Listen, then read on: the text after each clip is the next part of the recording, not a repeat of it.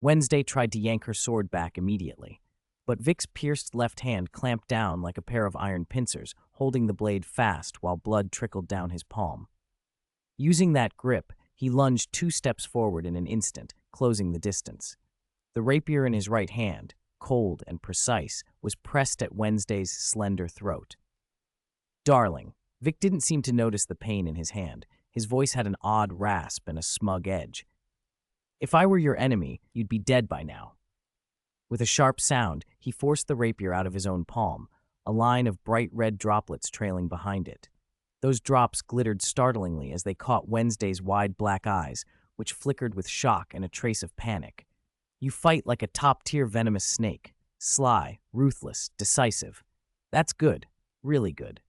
His tone shifted, strangely earnest and almost like an instructor's reprimand. "But to deal with them, it won't be enough." He leaned closer, close enough to feel the quick rise and fall of her chest, his voice dropping to a whisper like something out of a nightmare. "To deal with them, you can't be a venomous snake. You have to be a hyena, nastier and crueler than a snake, fiercer and worse, and more patient. Even if a chunk of flesh is torn from you, even if you're gutted, as long as you have a single breath left, you must never let go of your prey's throat, even in death." A flash of humiliation and defiance crossed Wednesday's face, then sank like a stone into deep water. When she looked up again, Vic felt a chill run through him. Her black eyes had gone still and ancient, emotion sealed away. There was no ripple left. The calm was unnerving. "Vic." Her voice returned to its usual coldness, but there was an unreadable nuance to it. "You win." Before he could process that strange concession, Wednesday stepped forward and rested her forehead against his blood-stained chest. The sudden, almost dependent gesture made Vic freeze. Alarm bells went off in his mind. This wasn't like her. How could she act so submissive after losing? She looped her arms around his neck. On tiptoe, she tilted her head and pressed her cool, slightly fragrant lips over his in a brief, predatory kiss. Less a kiss than a mark, a diversion. When their lips parted, her breath brushed his ear and she murmured, light as a feather, but with the cold thrill of success, "You beat me, but you haven't won the match yet. The bet isn't over." Then she added casually, "Got you, dear." The phrase was the one Vic himself had used only minutes before. His pupils went tight. For an instant, the world tilted beneath him. Using the closeness of the embrace and that staged kiss, Wednesday had shifted his center of gravity. Behind him, a steep, subtle slope hidden by trees lurked just out of sight. He realized with a lurch that he'd been tricked. That show of defeat was all a ruse to lower his guard. Her goal had been clear all along, to knock him out of the game, even if it meant going down with him. "Ugh!" Vic barely had time to curse. Instinctively, he wrapped his arms around Wednesday to shield her and pulled her close as they pitched backward. They tumbled down the slope, weeds and gravel scraping them as they rolled. "Vic?" Enid's panicked shout and hurried footsteps echoed from the top of the hill. A few seconds later, the tumble stopped. Vic's back slammed onto level ground, jarring his insides. His vision dimmed. His first reaction was to check on Wednesday. "Wednesday, you okay?" She lay across him, hair a little disheveled, a smattering of grass on her pale cheek, but otherwise intact. Calmly, she brushed a leaf from Vic's hair, then looked up, those black eyes sweeping over his anxious face and out to their surroundings. Vic followed her gaze, and his heart dropped. A ring of eerie purple light, the arena's boundary, glowed and crawled, shrinking like something alive, stopping less than half a meter from their feet. They had been pushed right to the edge, 1 foot over the precipice. That fall had rolled them completely out of the ring. Vic stared at Wednesday beneath him, expressionless except for the tiniest curl at the corner of his mouth. He looked up at Enid, frozen on the slope in stunned silence. Pain throbbed through his body and his left hand still bled. For a few seconds he was blank. Then a ridiculous, frustrated, almost laughing mix of emotions broke through. He chuckled, the vibration passing into the woman pinned against him. "You're something else, dear." There was no real anger in his voice, more a resigned admiration. "To win, you used both deceit and seduction. You even dragged yourself into the arena. You're not a hyena. You're practically—" He searched for the right word. "A madwoman." Wednesday raised one eyebrow, neither denying nor accepting the label. She simply looked at him with those bottomless black eyes as if to say, the method doesn't matter, only the result does. And the result was plain. Both of them had fallen out of the arena and were about to perish together. The bet was closing in a way no one had expected. From the top of the slope, Enid stared at the two of them lying together outside the ring, bewilderment and exasperation warring on her face. It looked like this farce would end in a dramatic lose-lose. Now the only question was which hidden contestant, waiting in the wings, would end up reaping the reward of that pile of gold bars and gems. 2-on-2, ultimate winner. Holy crap, our brother-in-law is really this fierce. Vic, Wednesday, and Enid, who had all been disqualified, sat in the temporary spectator stands, staring in stunned silence at the holographic projection of a battlefield, a mountain of corpses and a sea of blood. At the center of it, Pugsley's face was flushed with excitement as he brandished a sizzling iron whip that crackled with electrical sparks.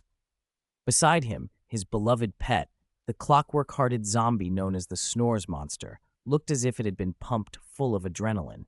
It swung two massive, rusty but glinting wood-cutting axes, spinning and hacking across the projection like a whirlwind of carnage. Wherever it went, people were knocked down and screams echoed. Whether hardened 18 classmates tried to force their way through, or a few sneaky players attempted invisible flanking maneuvers, all were driven back by that chaotic, devastating death whirlwind slash. Crack! With a flick of Pugsley's wrist, the electrified whip cracked through the air and pointed directly at a 12 who was attempting to sneak around the flank. Ha! The Snores Monster emitted a muffled roar and changed direction in an instant. It lunged with stiff, rapid steps and swung an axe, sending the would-be flanker scrambling. This is how a member of the Addams family should be, Pugsley seemed to say with every swing. Wednesday watched her brother slaughter the crowd in the projection. The corner of her mouth twitched, almost imperceptibly, with something like familial pride. The scene was wild, certainly. Vic's eyes were practically popping out of his head. He swallowed hard.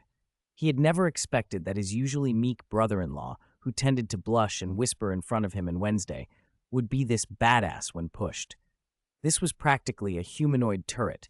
No, a zombie-shaped meat grinder. And Pugsley's command style was absurdly effective. In a blink, he was a Pokemon master, snapping his electrified whip and directing his pet to strike wherever he pointed. The Snores Monster followed his commands without hesitation, their coordination outrageously seamless. Brother-in-law's whip technique is incredible, Vic murmured, elbowing Wednesday and whispering, Wednesday, that precise control and whip work. Is it an Addams Family heirloom? Were your ancestors beast tamers or mammoth tamers? Wednesday's mouth twitched. Vic was half right. It was, in a sense, passed down, but not from a noble animal taming tradition.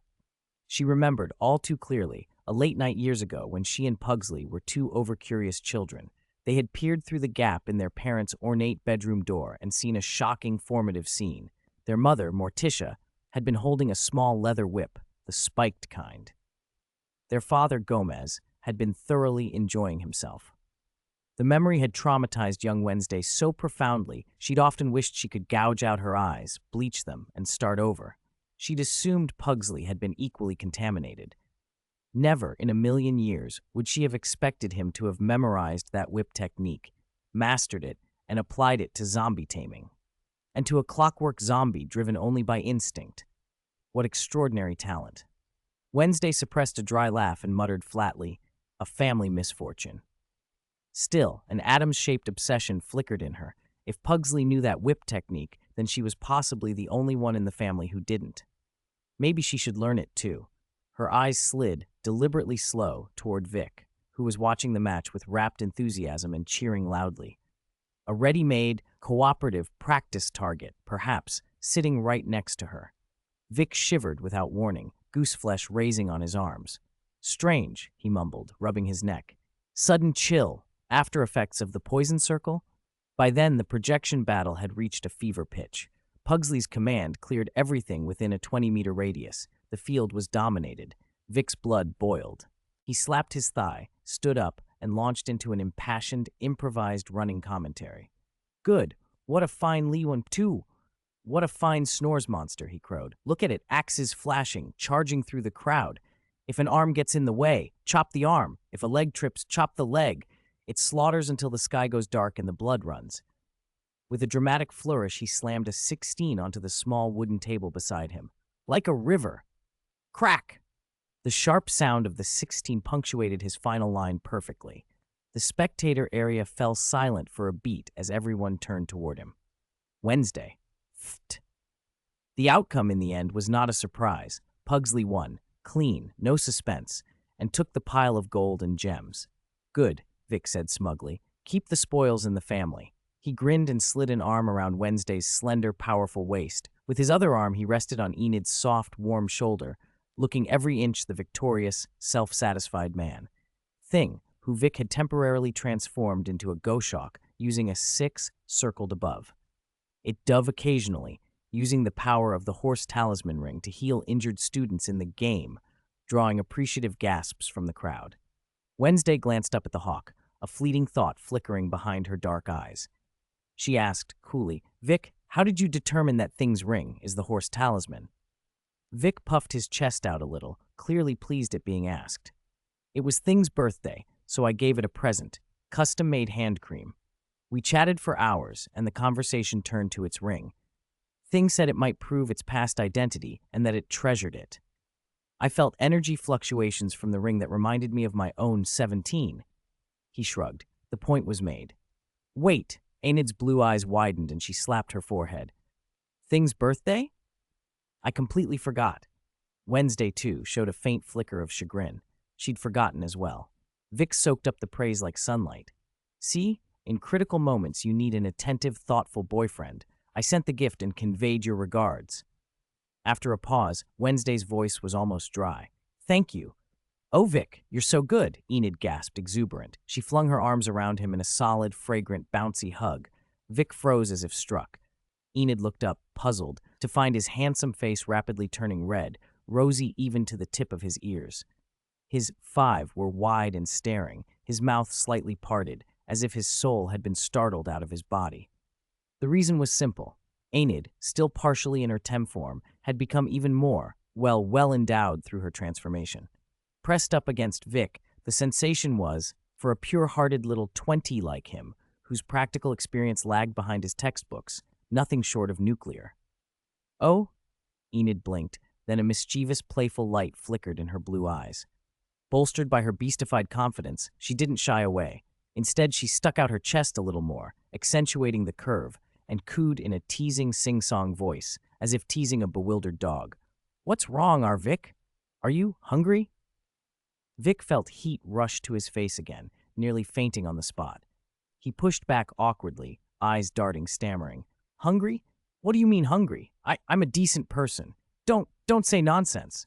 Oh, is that so? Enid purred, laughing like a cat that had just stolen a fish, leaning in closer with her wolf ears twitching in delight. But your eyes look like a hungry puppy seeing a meat bone, staring so intently. 203. Between mature women and lowlies.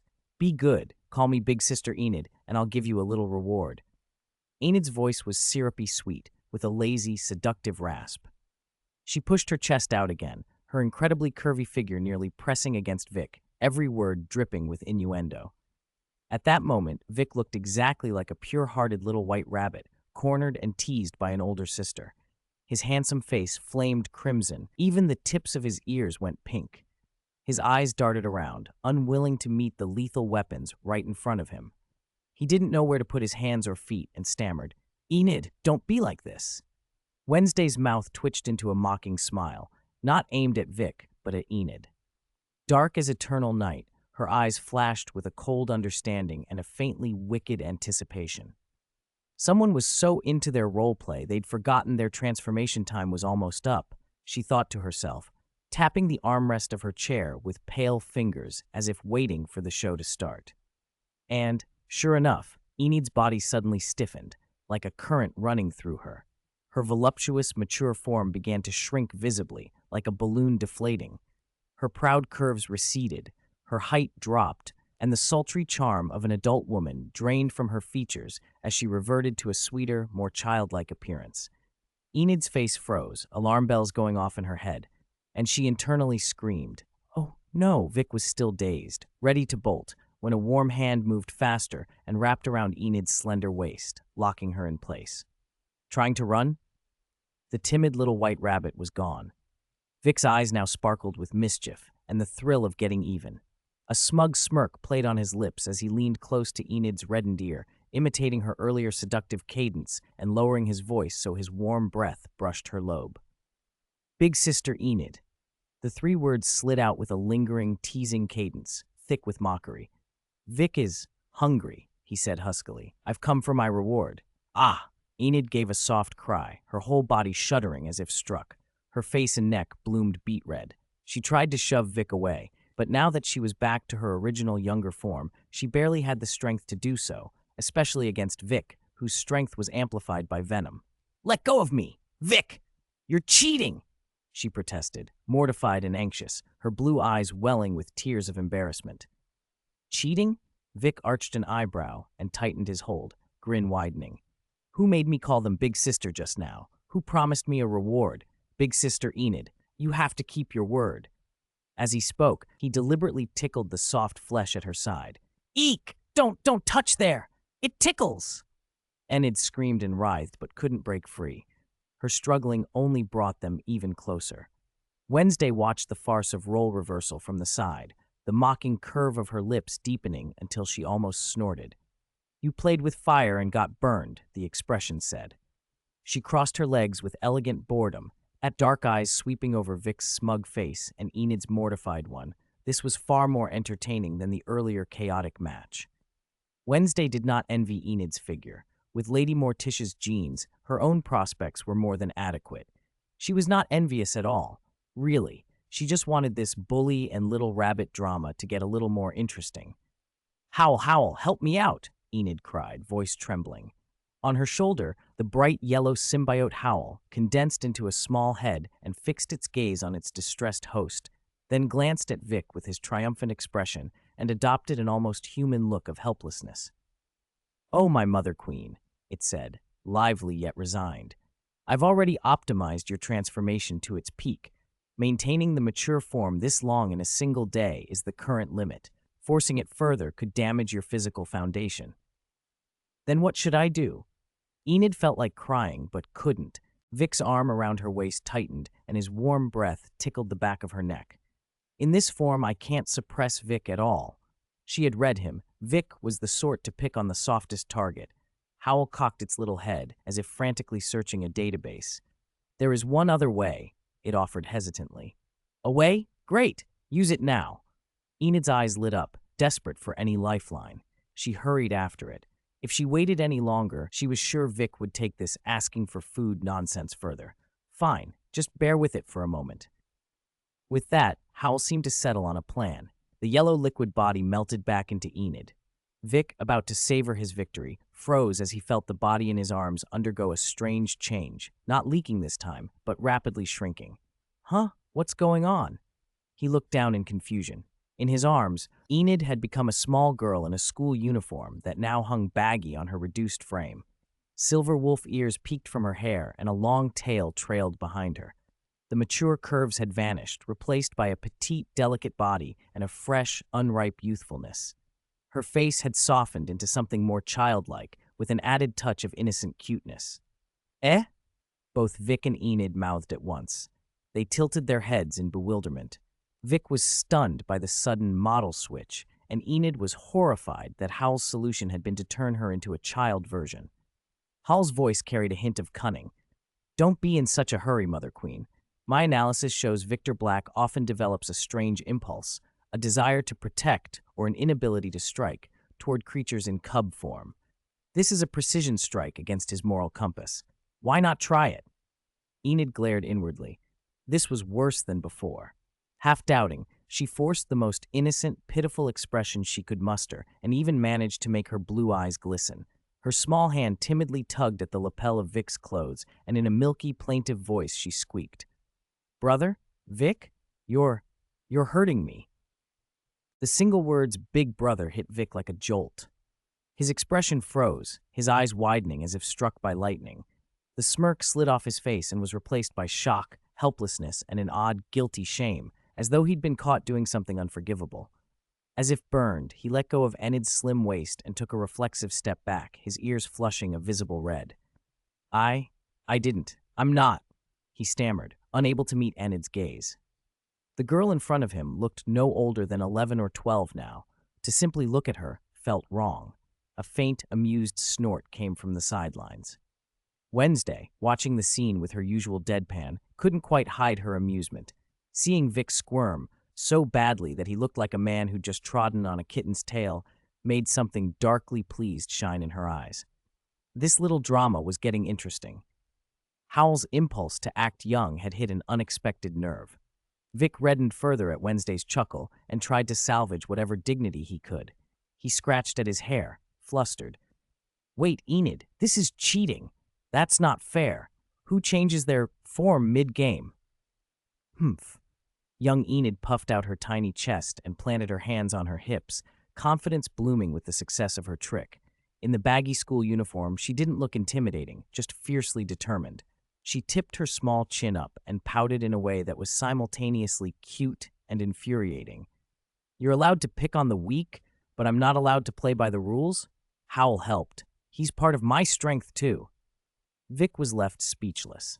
The little figure barely reached his chest, cheeks flushed, wolf ears twitching from the sides of her golden hair. The smug gratification he'd hoped to get from teasing his girlfriend evaporated instantly, replaced by the uncomfortable feeling of picking on a child. Fine, you win, he muttered, rubbing his forehead.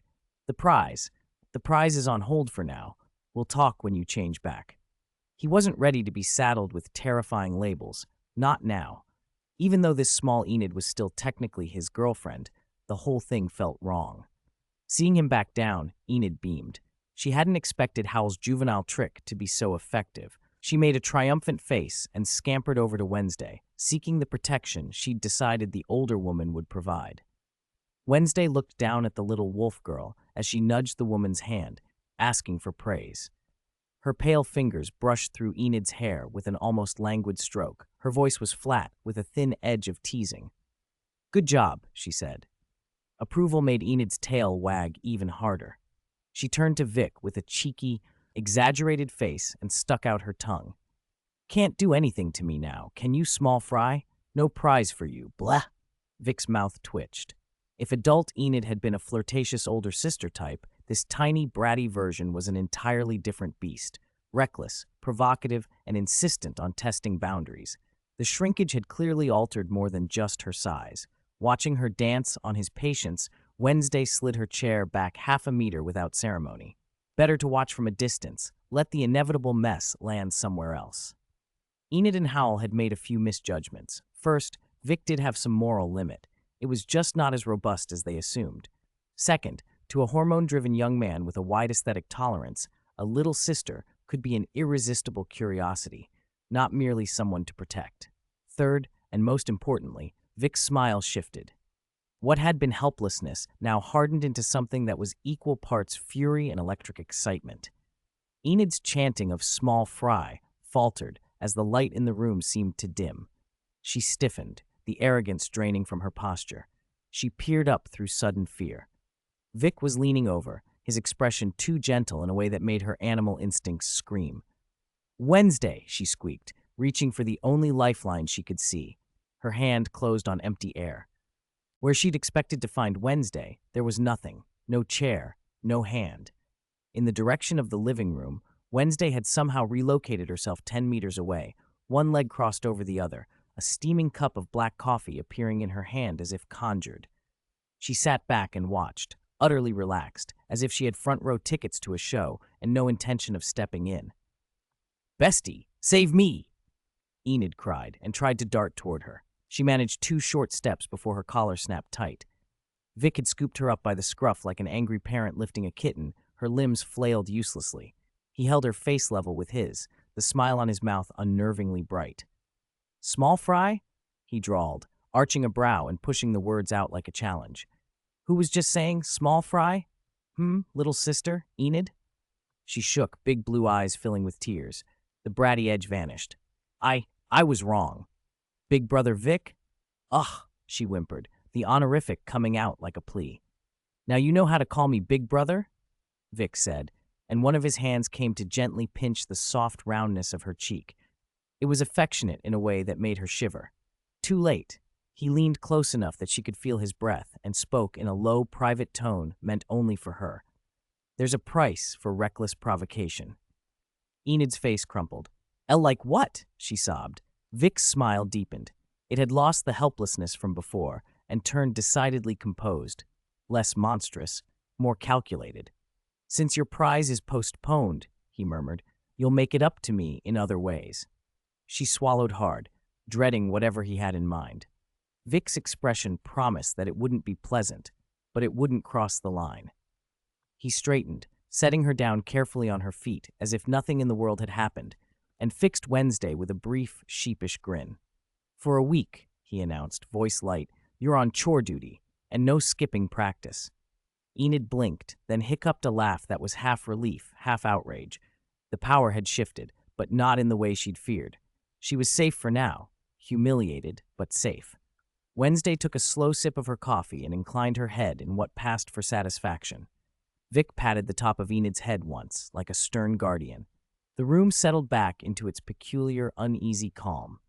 The game had changed, and everyone had been reminded how quickly it could. Your son is so sorry. Your son is so sorry. 10 minutes later, Vic was carrying a blonde loli on his shoulders, who looked as if she had lost all hope in life. The sight of the small girl in a puffy princess dress and the grinning, loving father smile on Vic's face made for an absurd tableau. Make way for the eldest Miss Enid. Everyone, clear a path. Vic bellowed with all the gusto of someone who thought he had a megaphone. The Nevermore students passing through the camp threw puzzled glances as he patted Enid's calves. Look, my Enid, isn't she adorable? Enid's eyes were hollow. Her small face sagged, and she mechanically muttered, Brother Vic, I was wrong. Brother Vic, I was wrong, like a broken record. She had never felt so humiliated in her life. Inside her mind, she was frantically pounding on customer service. Howl, howl, exactly how much longer? I can't take this, she pleaded inwardly. This, Queen Mother, there's been a tiny, tiny technical glitch. Howl's voice sounded faintly guilty. The gene editing is a bit unstable, but don't worry. By dawn tomorrow, I can definitely, absolutely change you back. I promise. Tomorrow? Enid felt the world tilt. She had to spend a whole night like this.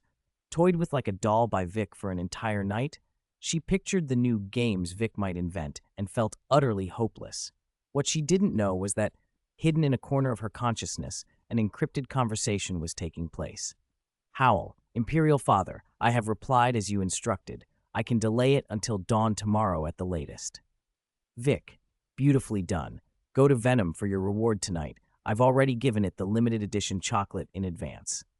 Howl, thank you for the reward, Imperial Father. Your son shall continue to serve your great plan.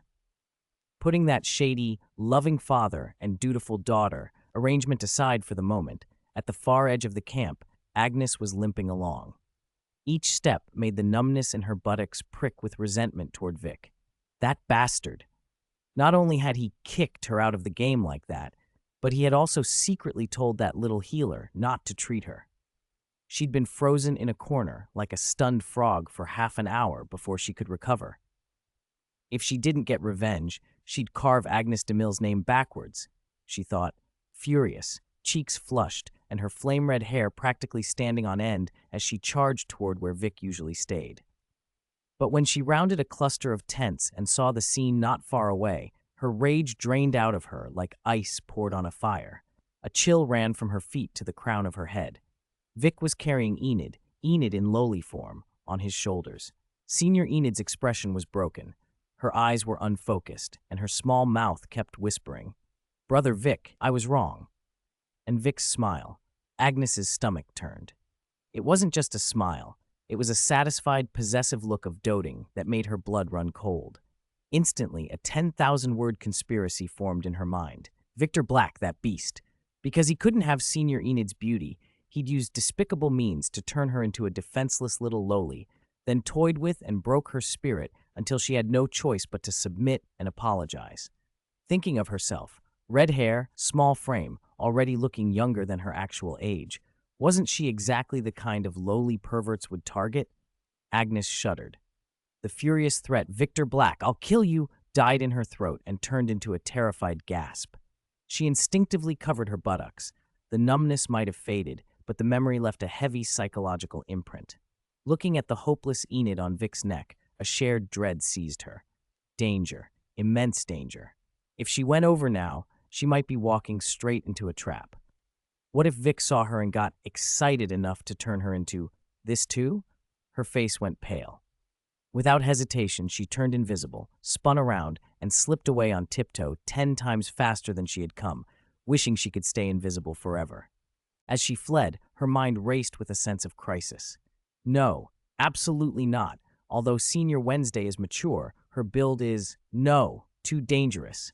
Wednesday's cool, slender figure floated into her thoughts and a fierce protective instinct flared up. I have to do something. I must make Senior Wednesday more safe. Agnes's gaze hardened as she made a plan. I heard drinking milk helps you grow taller, and papaya can, right. I'll go to the kitchen and see if there are other ingredients that promote development. I must feed Senior Wednesday to make her more safe.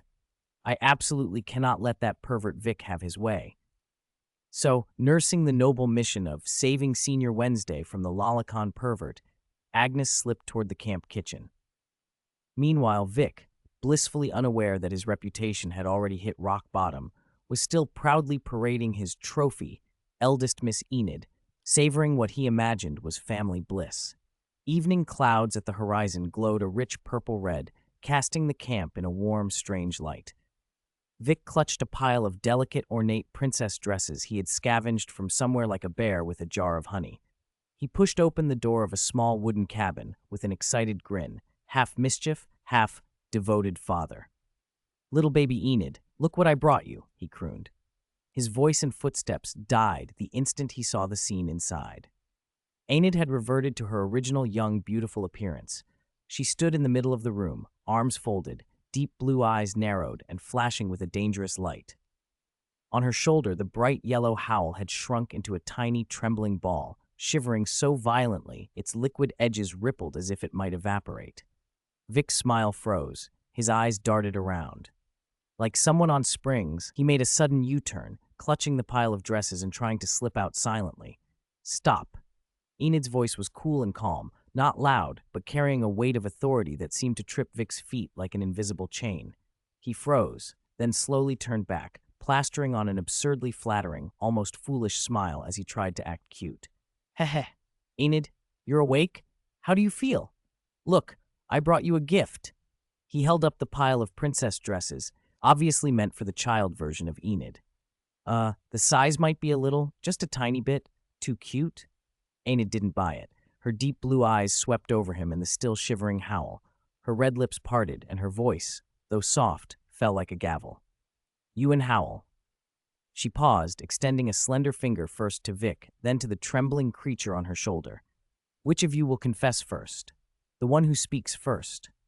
The corner of her mouth curved into a faint, menacing smile that set alarm bells ringing in Vic's mind. "I might consider forgiving them." In Vic's head, a smug, triumphant laugh bubbled up. "Ha ha! Naive! Too naive! The bond between me, Victor Black, and my precious Howl is indestructible. Do you think such a small tactic can shake it? Howl is my sweet little angel." Before that inner boast could finish, a high, panicked voice cut through the room. "Imperial Father, your son has failed you. 206, plastic father-daughter relationship." A shrill, agonized wail, like a pig at the slaughterhouse, suddenly tore through the quiet of the small wooden cabin. Howl's tiny body bounced off Enid's shoulder and traced a bright yellow arc through the air. With a theatrical splat, it hit the floor between Vic and Enid and bounced twice before settling. It lifted its mimicry of a little head, wearing a ludicrous expression that mixed heartbreak, helplessness, and the melodrama of sacrificing family for the greater good. Its voice trembled in a sobbing staccato, words firing like a machine gun. "Queen Mother, I'll confess everything. It was Imperial Father. Imperial Father bribed me with limited edition dark chocolate. He used threats and bribes to make me lie, to delay your recovery time. He even said things like, 'Father and daughter of one mind, their sharpness can cut through gold,' Deceive the Queen Mother, and there will be plenty of chocolate. Your son was momentarily confused. I was blinded by the sweetness of the chocolate.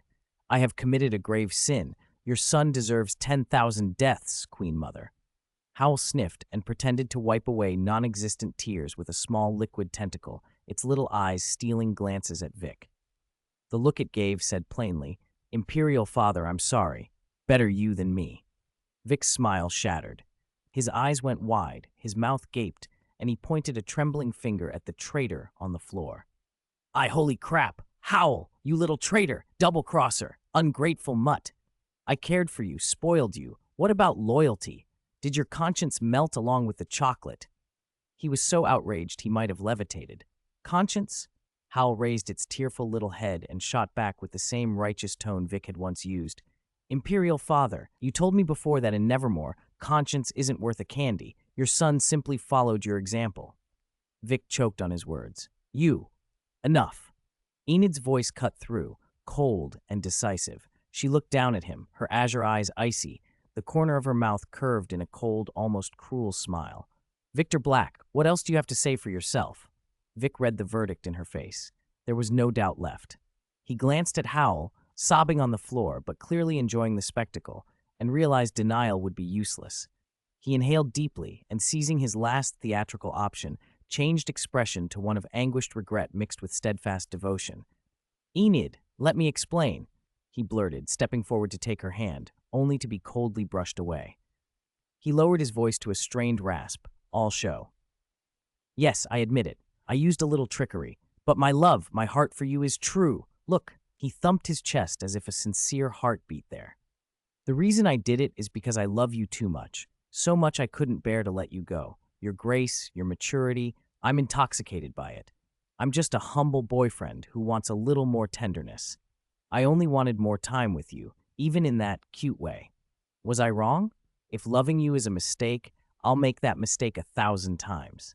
He squeezed out 2 acting tears for good measure. Under normal circumstances, that performance might have softened Enid. Instead, she stared at him, unmoved, a faint eyebrow raised as if to say, keep improvising. Let's see how far you'll go. Even Howl, face still on the floor, muttered a critique, barely a whisper. Imperial Father, those lines, you copied them from some third-rate romance drama. Way too greasy. It was over. Sweet talk had failed. Vic's options, pretend remorse, play the rogue, or go full melodrama, had all been exhausted. He looked at Enid's unflinching expression and at Howl's smug little peaks and felt his heart sink. He was out of tricks. Then Enid's tone shifted. A tiny, cunning light flashed in her ice-blue eyes. If you want me to forgive you, there is a way. Vic's eyes brightened as if he'd caught a life preserver. Anything. Tell me what to do. East and I'll never go west. Command and I'll obey. I'll climb a mountain of blades, jump into an oil sea. If I, Victor Black, so much as blink, I'm not a man. Enid ignored his flattery. She bent and picked out several very skimpy, heavily adorned, ridiculously puffy little dresses from the luggage Vic had scattered trying to tease the child. These were the tiny outfits he'd collected, out of a perverse sense of humor, to dress the child version of Enid. These things, she flicked the hem of a dress so it made a soft rustle. Her smile grew, sharp as frost. Must not go to waste. They need to be put to good use. Put them on. Let's see the effect. Eh? Put them on? Vic froze then, misreading her at first. Hope flared. Enid, are you going to wear them for me? Heaven help him. He was already imagining the sight. Enid's smile widened in a particularly wicked way, and then she declared, they are to be worn. She nodded as if granting mercy, but her gaze slid to Vic with horrible deliberation. However, it won't be me wearing them. Vic's face fell. The color drained from him. Don't joke. Enid, look at them. They're tiny. I'm huge. There's no way I could fit into those. It defies the laws of physics. You can't fit. Enid's lips curved dangerously. She lightly clapped once, and at her summons, the repentant little creature on the floor snapped to attention. Howl! The bright yellow blob that had been repenting immediately perked up and turned toward Enid, all eager servility. Present. Vic's mind scrambled. No, she can't mean turn me small and force these on me, can she? He took a reflexive step to run, but Enid's voice, cool as ice, nailed him to the spot. If you dare run, you'll sleep on the floor tonight, And for the next month, don't even think about entering my room or Wednesdays. Sleeping on the floor was unpleasant. Being banned from their rooms for a month was catastrophic for a clingy boyfriend like Vic. He froze, torn between pride and comfort. Comfort won. With an exaggerated sigh of resigned defeat, he turned back. He could already picture the future, miniature Victor Black in a ridiculous princess dress, held up by Enid for display. Howl! Enid gave the final command with undisguised glee. Do it. Give your imperial father a proper makeover. You got it, Queen Mother. Just watch. Howl answered, excited, then launched like a pouncing tiger of yellow liquid toward Vic, who had his eyes squeezed shut and wore a face of heroic sacrifice. In that tiny wooden cabin, a tragic and thoroughly inhumane but long-awaited dress-up session was about to begin. Outside the house, Agnes cradled a bowl of steaming papaya soup, its scent sickly sweet and oddly cloying. She trailed close behind Wednesday, her small mouth chattering nonstop. Come on, Senior Wednesday. Just a little. I simmered it forever. Look at Senior Enid. She's a cautionary tale. It's because her, previous form wasn't safe enough that she became a target and suffered at the hands of that pervert Vic. Agnes sounded positively scandalized, as if Victor Black had already committed some unspeakable crime. You have a mature aura, but your figure is far too barren. You're exactly the kind of person who attracts perverts. We must nip it in the bud. Drink this so you develop a little and become safer. Then that pervert will have nowhere to start. Wednesday walked ahead without expression, her pace steady. She knew Agnes had probably misunderstood Vic. Judging by how clingy he was with Enid and with her, he was more of a girlfriend kind of guy than a straight-up lolicon. Still, the word barren felt like a couple of tiny needles pricking her self-esteem. The corner of her mouth twitched almost imperceptibly as she decided to ignore the overanxious nutritionist behind her. They reached the cabin door, and before they could even push it open, a muffled, tearful plea and sounds of struggling drifted out. Stop! Stop! Don't take off my clothes! I'll do it myself! Wah! Enid! Be gentle. Wednesday's hand froze on the doorknob. Her temples throbbed. What were those two up to in there now? She didn't believe Vic or Enid would actually do anything indecent, but the whole scene was undeniably suggestive. Agnes, however, had already made up her mind. Vic was a super perverted lolicon. Hearing that distressed plea, Vic's indignant shriek as she imagined it, her imagination filled in 10,000 horrible possibilities. The pervert Victor Black was attacking innocent, lowly Enid. Senior Enid was calling for help. Stop right there, Victor Black. You pervert. Let her go. Blood boiled in Agnes. She set the bowl of papaya soup down on a windowsill, assumed the mantle of justice, and took a running start. With a resounding bang, she slammed her shoulder into the flimsy wooden door. The panel slammed into the wall. Agnes burst through, eyes sweeping the room like lightning, ready to apprehend the villain and save the victim. What she saw stopped her cold. Enid sat cross-legged on the floor, grinning as she tickled a fair-skinned child who was dressed in an impossibly ornate lace princess dress, clearly several sizes too small, taut across the chest. The child squirmed and laughed, cheeks flushed from the tickling. Agnes's heart lurched. Senior Enid had been brainwashed by that pervert.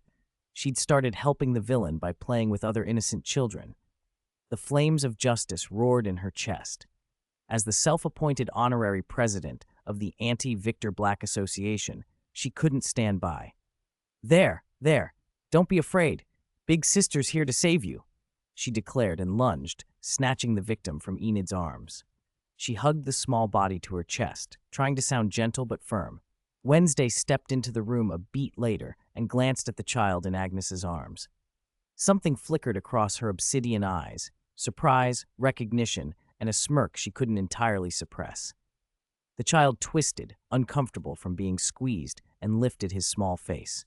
The features were softened, a little baby fat, hair neater than usual, the eye color slightly different, but those eyes were a pair Agnes knew all too well. The expression, the arrogant tilt, the tone, it was unmistakable. The child furrowed his brow, and in a soft, milky voice that somehow still carried all his usual insolence, snapped, "Hey, little Des, put me down. Your bones are poking me." Des? The name hit Agnes like a physical blow. Her face went ice cold as recognition slammed into her. She lowered her head, looking down at the supposed innocent child. No matter the costume or the proportions, that look in his eyes, cocky, aggravating, utterly him, could only belong to one person, Victor Black. Agnes's scream cut through the cabin, high and terrified. Without thinking, she reacted on pure instinct and force. She swung her arms and executed a textbook, explosive Hulk smash onto the little bean sprout in the princess dress. There was a whoosh and a thud. Mini Vic sailed in a short arc and landed spread-eagled on the soft carpet, bouncing once.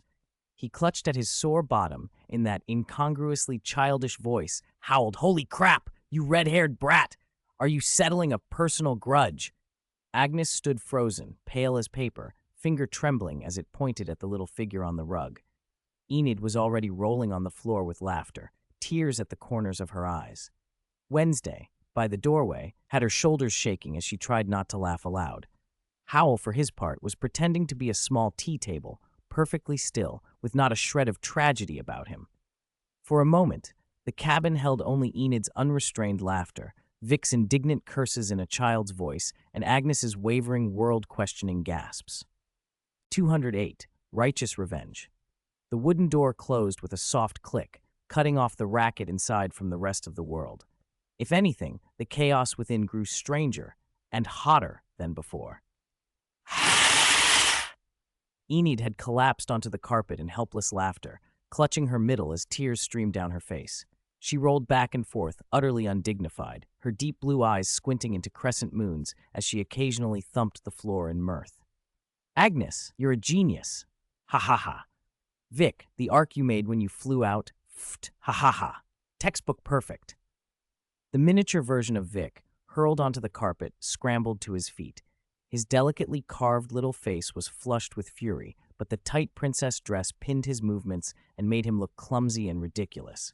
"Enid, stop laughing. If you keep laughing, I'll—" He flailed his short arms in an attempt to sound threatening, but his soft, milky child voice had no menace at all.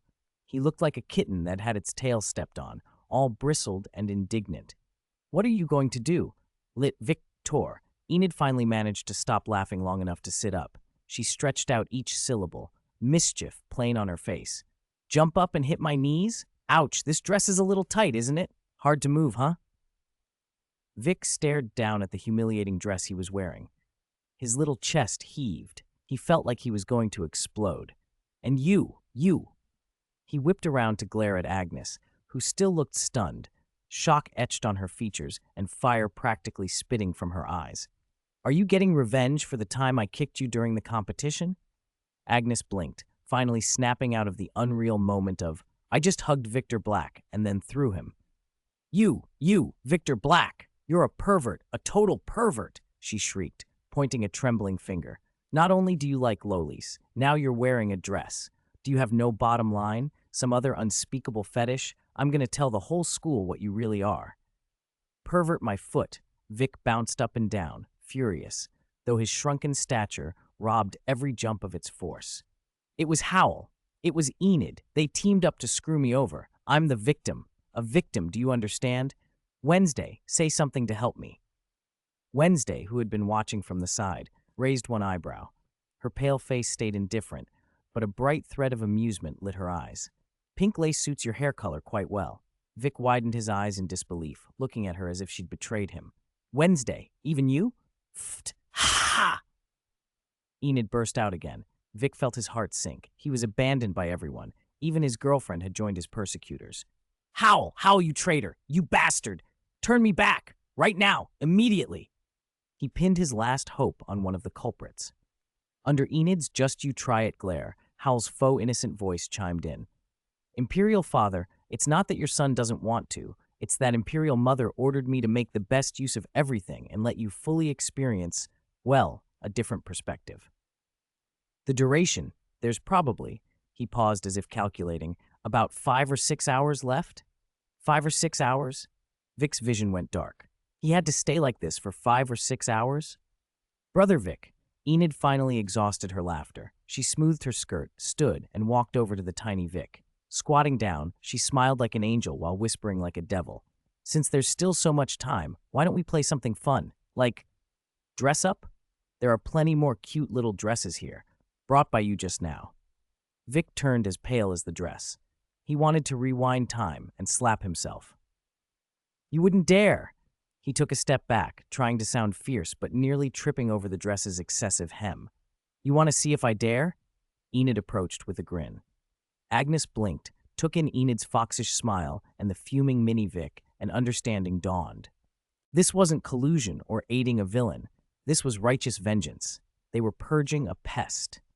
When dealing with a pervy scoundrel like Victor Black, ordinary rules didn't apply. You fought lechery with humiliation. You used perversion, no, righteous vengeance, to punish the pervert. Agnes's expression shifted to match Enid's, mischievous, a little devilish. She stepped forward, rubbing her hands together. Senior Yeenie, I couldn't stay out of something so satisfying that rids the people of a pest. Count me in. Of course. Enid beamed, then produced another dress from behind her, a black and white maid outfit with exaggerated ruffles and a small headpiece, which she presented with a flourish. This set is perfect for Vic. Let's do it. Jai? The two of them, now a pair of gleeful conspirators, let out wicked, intertwined laughs that could have served as the entrance theme for a pair of female villains. A moment ago, it had been just Enid, the strange big sister. Now it had escalated to the full-blown women's double act. Minnie Vic watched them approach, eyes darting with panic as the green light of mischief gleamed in both their faces. He clutched at his chest, though there wasn't much to clutch, and looked every bit the cornered, trembling child. Don't come any closer. If you come closer, I'll scream for help. I'll bite, he warned, the last desperate bluff in his small voice. Oh, little Victor can bite? Enid cooed in the sing-song voice adults use on toddlers, forming a pincer with Agnes. Come on, show the big sisters how you bite. Is it the kind where you haven't lost all your baby teeth yet? Exactly, Agnes chimed, shaking the maid outfit impatiently. Be good now, Big Brother's gonna put a pretty little dress on you. Resistance is futile. Ah, Wednesday! Help! Your boyfriend is about to be humanely destroyed, Vic cried, looking at the only person who might save him. Wednesday, leaning in the doorway, simply lifted the black coffee that had appeared in her hand, took a small sip, and watched. The spark of interest in her dark eyes deepened. The last hope was gone. Wednesday would be a spectator, and an artful one at that. At first, Agnes was ecstatic. She stared at Victor Black, the arrogant, overbearing man who always made her teeth ache with rage, now squirming in an impossibly tight lace princess dress. His small face was flushed, and he was being played with by her and Senior Yeenie, forced to change into one humiliating outfit after another. The look on his face, wanting to resist but too embarrassed to, only able to bite his lower lip as tears glistened in his large eyes. Agnes felt cleaner than if she'd downed 3 bottles of iced soda on the hottest summer day. Every pore of her body sang with the satisfaction of revenge. Unfortunately for Agnes, she had misjudged Victor Black's limits. Either that, or he had none. Vic's inner self did go through a brief, intense struggle. There was humiliation, sure. To think that he, the self-styled tyrant of Nevermore, had been put in this position. Shame and indignation were plentiful, especially after Wednesday's scathing "pink lace suits you." That comment landed like a jab to the soul. But then a strange thought struck him like lightning. Wait a minute. Being small like this isn't entirely terrible. Once that idea appeared, it spread like a pleasant poison, eroding whatever dignity remained. The experiment began. He shuffled his short legs and waddled over to Enid, who had been laughing the loudest. Spreading his stubby arms, he used those wide, round eyes Howell had tuned them to look even more innocent, to look up at her expectantly and whimper in a faint, slightly nasal voice. Sister Enid, hug! Enid froze at the sight of the chibi Vic in front of her. His milky, cute face was a world away from the troublemaker she knew. Her heart melted instantly. Aw, little Vic, come here. Big sister will hug you, she cooed, bending down and scooping the tiny person into her arms. She couldn't resist rubbing her cheek against his soft, chubby, milk-scented face. Tactile success. Vic pushed his luck, nuzzling into the crook of Enid's neck and planting a big mwah on her cheek. Enid giggled at the kiss. Not only was she not angry, she kissed him back.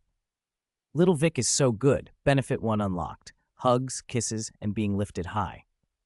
Next, he aimed higher. Vic slid down from Enid and toddled toward Wednesday, who was leaning in a doorway with a coffee, watching the scene. He reached up, tugging at the hem of her black skirt, and looked up with that deceptively innocent face. His voice dropped even softer, edged with an almost imperceptible caution, as if afraid of rejection. "Sister Wednesday, can you hug me?" Wednesday's hand holding the coffee stilled for a heartbeat. She lowered her dark eyes to regard the shrunken version of a provocateur at her feet. Those eyes that usually glinted with cunning or scorn were now clear, innocent, and even a little pitiful thanks to his reduced size and Howell's little enhancements. She had always bristled at words like cute or adorable. Logic told her this request was absurd, but her fingers seemed to move of their own accord. After a brief, almost suffocating silence, Wednesday exhaled almost imperceptibly and handed her coffee to Howell, who dutifully mimicked a tiny side table. Then she bent down, movements slightly stiff but steady, and picked up Mini Vic. It was an epic breakthrough. Vic's face tried to maintain an obedient kitten's expression, but inside he was ecstatic. He wrapped his arms around Wednesday's neck and rested his head on her shoulder, slightly cooler than most, but comforting nonetheless. Wednesday's body tensed for a beat, but she didn't push him away. Her pale fingers tapped his back twice. Benefit 2 unlocked. Wednesday's limited edition hug, complete with a back pat. At that moment, Vic made a decision. Dignity? Integrity? How did they compare to being pampered? What was so bad about being a little boy if it meant he could curl up in his girlfriend's soft arms and enjoy gentle treatment he'd never otherwise get? And better yet, he'd avoid whatever fate might await him after reverting. This wasn't punishment, it was paradise. So when the 5 or 6 hours of his sentence neared their end, Howell, ever dutiful, mimicked a tiny alarm clock and jingled to remind him. Approaching with exaggerated solemnity, the mimic asked, "Imperial Father, the time has come. Your son will now release you." "Scram!" Vic's protest came out soft but fierce. He kicked with his little leg and sent Howell's alarm-clanking imitation flying. Change back? Not a chance. He was now Little Vic, the one who received 1,000 favors. He was a spoiled child who could rightfully be cradled in anyone's arms, curl up on Enid's lap, and read leaning against Wednesday's shoulder. Wherever was soft and comfortable, that would be his pillow. Normally, let alone Wednesday, even Enid would give him a shoulder to sleep on. Agnes watched all this, stunned. Vic, still wearing that elaborate, exaggerated, Lolita-style dress, had curled up like a tiny prince in Wednesday's arms, barking orders for Enid to peel him grapes and swinging his little feet contentedly. There was not a trace of humiliation on his face, only the triumphant smile of someone who had gotten exactly what he wanted. "Sister Enid, the grapes need peeling," he chirped. "Sister Wednesday, this book is so boring. Tell us a story instead," he added. Another cat-ear-made outfit slipped from Agnes's hand and clattered to the floor. She had lost, completely. She had thought she was in control on the 5th floor, but Vic had turned a planned public humiliation into a shameless welfare spa. Looking at his unabashed enjoyment and the indulgent expressions on Wednesday and Enid's faces, Agnes felt her worldview fly into space all over again. As for Vic, he was already certain of one thing. Change back? In this lifetime, he very much doubted it. This was his paradise. 2/10, Luotai's political chaos. Time inside the wooden cabin seemed to stop for Loli Shota Vic and speed up for everyone else. Agnes watched, helpless, as Vic, who had been humiliated not long ago, transformed at light speed into the undisputed little ruler of this temporary space. "Sister Enid, I'm thirsty. I want that pink one, the one with bubbles." Vic swung his little legs, clad in white stockings and small leather shoes, leaning into Wednesday's surprisingly firm hold and issuing orders as if it were the most natural thing in the world. Okay, I'll pour it for you," Enid said, her maternal instincts fully engaged. She had dropped into full pamper the cub mode and happily started rummaging through the drinks they'd brought. Wednesday said nothing. She simply adjusted her posture to make the little bundle in her arms more comfortable. Her pale fingers continued to flip through an illustrated guide to medieval torture, as if the child in her arms were merely a slightly heavy hand-warming object. "Agnes!" Vic's gaze swept over the frozen Agnes, his tiny brow knitting. "You stepped on my chick." Agnes looked down and saw to her embarrassment a chick plush in overalls that had slipped out onto the floor. She shifted her foot away, but before she could say anything, Vic had already pouted and his large eyes misted as he turned to Enid to complain. Sister Enid, red-haired one, stepped on my toy, and she glared at me. Enid's head turned, her azure eyes fixed on Agnes with disapproval. Agnes, how can you bully a child? Agnes. Who was bullying whom? She watched Vic, hidden in Wednesday's arms, secretly sticking his tongue out at her in triumph. He had fully embraced the role. He'd even started cashing in on child privileges. When Howl tried to sneak closer to try to lift the transformation for his imperial father, Vic barely lifted an eyelid and gave him a lazy glance. Without Vic saying a word, Enid moved like a protective mother blocking a threat. Howl, don't cause trouble. Can't you see little Victor is comfortable? Wednesday gave Howl a faint, withering look. Though she did not speak, the message was clear. Back off. The little light ball that was Howl immediately dimmed and retreated dejectedly to a corner to draw circles. Imperial Father has changed, Howl thought miserably. He's no longer the chocolate-stealing prankster Trang. Your son knows. He's a faint-hearted monarch wallowing in a gentle world. Vic didn't care about Howl's inner melodrama. He was busy discovering the perks of being child-sized. He found his tolerance for certain behavior had skyrocketed. He could tuck his cold little feet onto Enid's stomach to warm them, and she would only laugh and call him a little popsicle, covering his feet with her hands. He could mock the book Wednesday was reading as bloodthirsty, boring, and tasteless, and at most Wednesday would tap his head lightly with the book instead of using him as a model for the next illustration. And mealtime was a revelation. When dinner approached, Lowly Shota Vic rubbed his flat belly and looked alternately at Wednesday and Enid with a longing gaze.